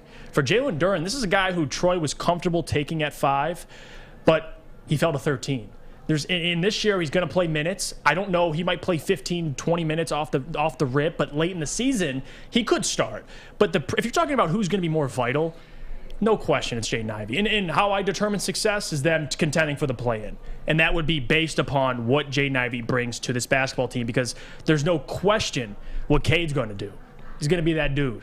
But Jaden Ivey, for them to make a play for make a contention for the play-in tournament, or just even make the playoffs, if you want to go that far, it's Jaden Ivey, no question to me.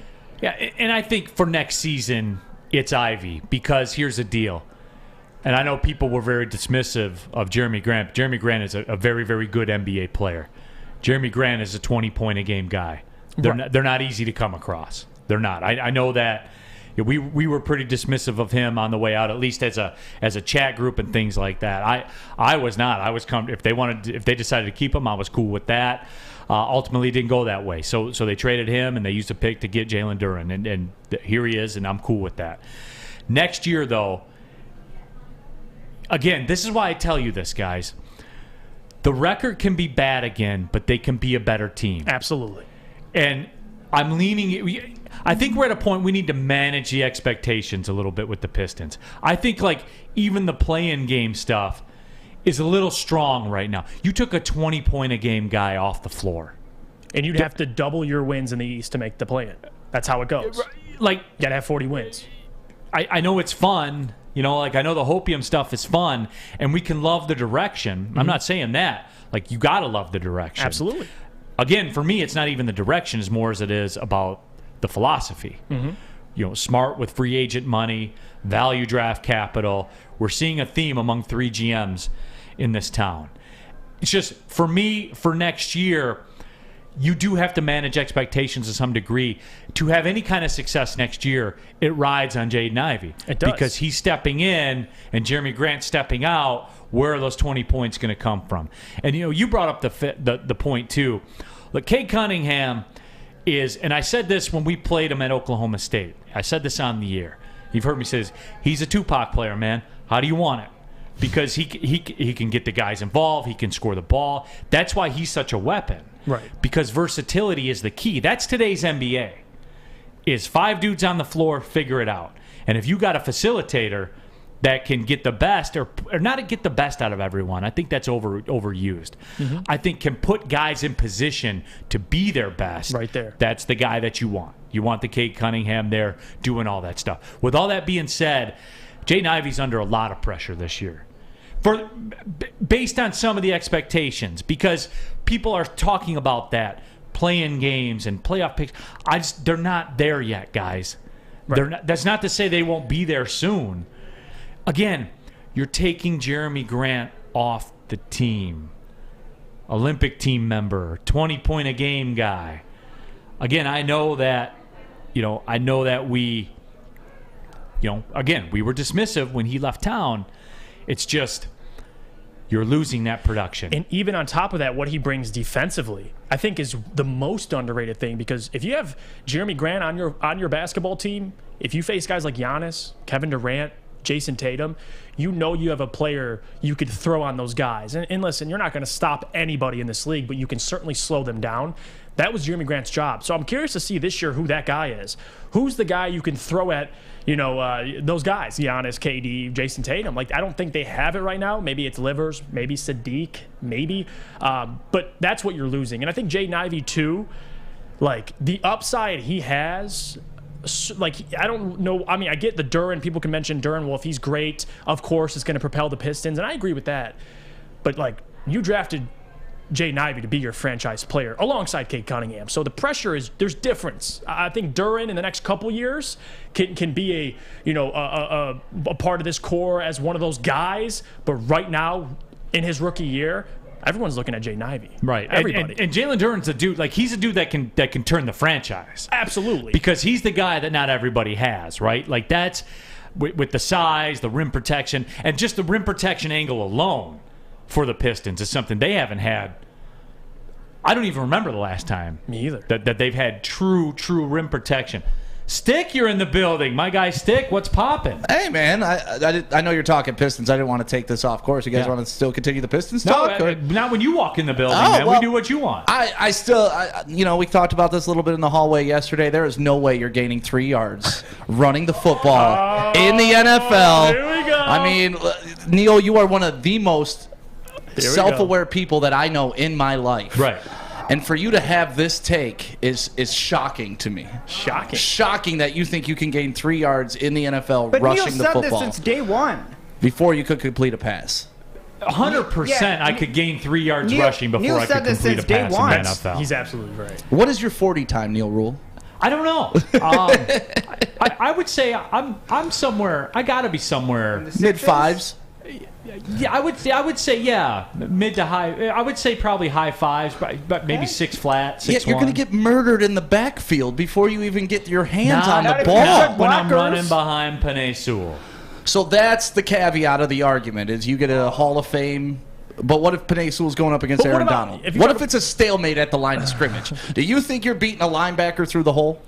No, but if it's a stalemate at the line of scrimmage, I'm not completing a pass either. Yeah, there you go. That's what you want when you're completing a pass is a stalemate at the line of scrimmage. It's not going to happen. What you don't want is the rush. If it's a stalemate, I'm happy.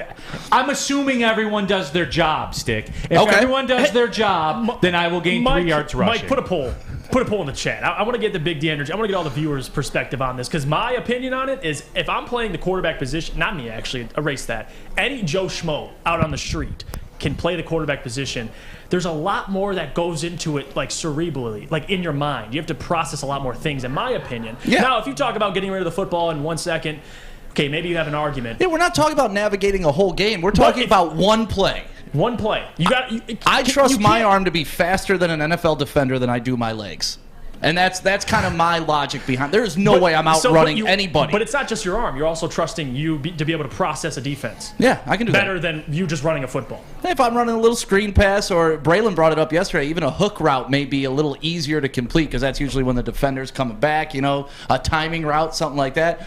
I trust my arm better than my legs because I know how slow I am. And I played fullback, so it's not like I haven't had experience running the ball. But the NFL just moves at a different speed. How many quarterbacks did Braylon play with? He mentioned it, like a ton.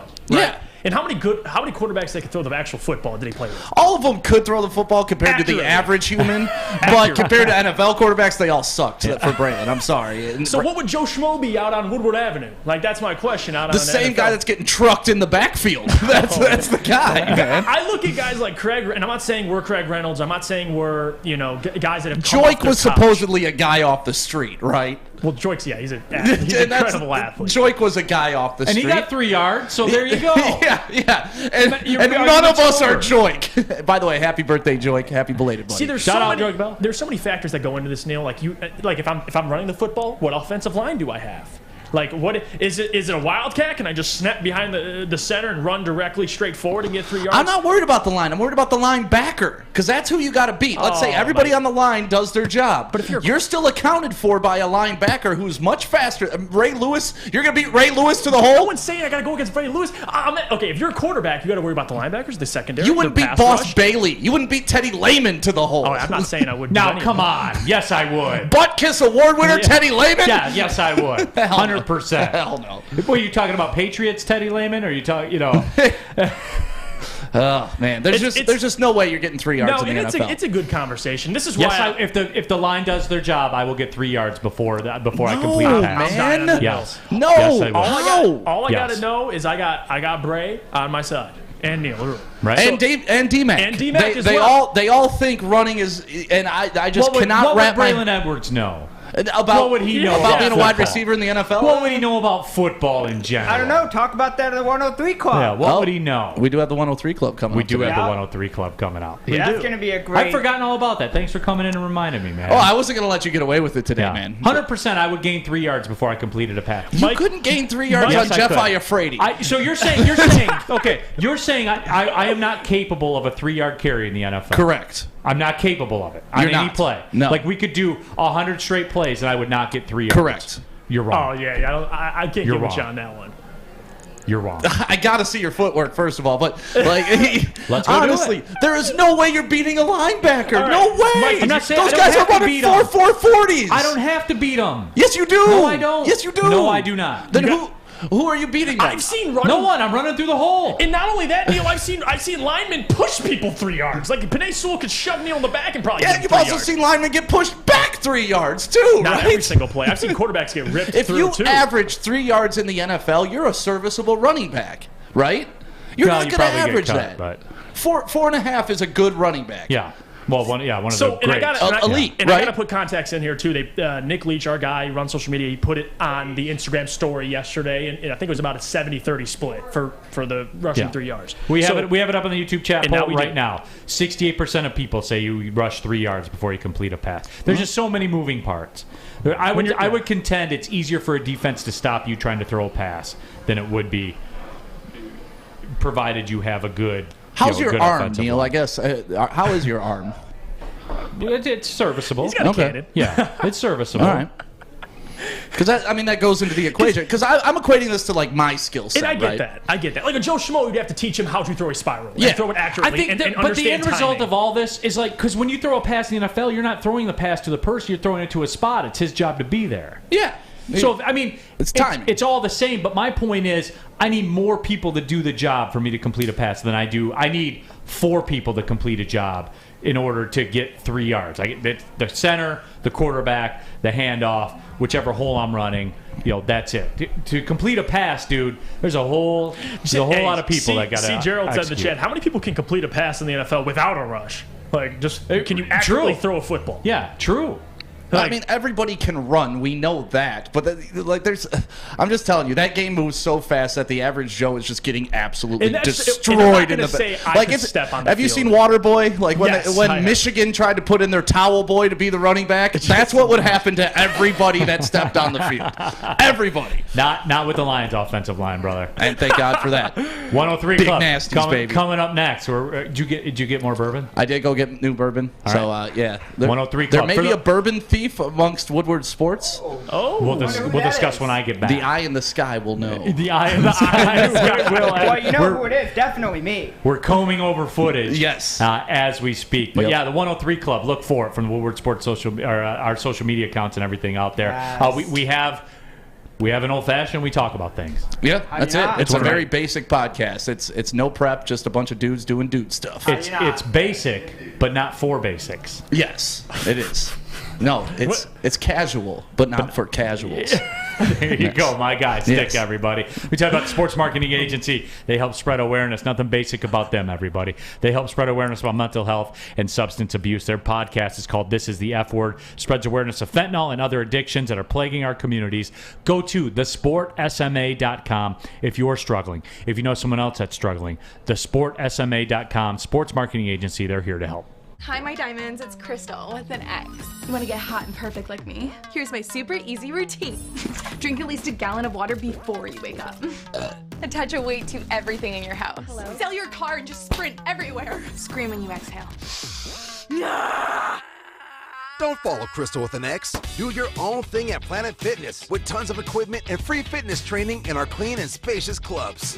Join now for just $10 a month and cancel anytime. Detroit's downtown summer playground is back. Open all summer long, the Monroe Street Midway.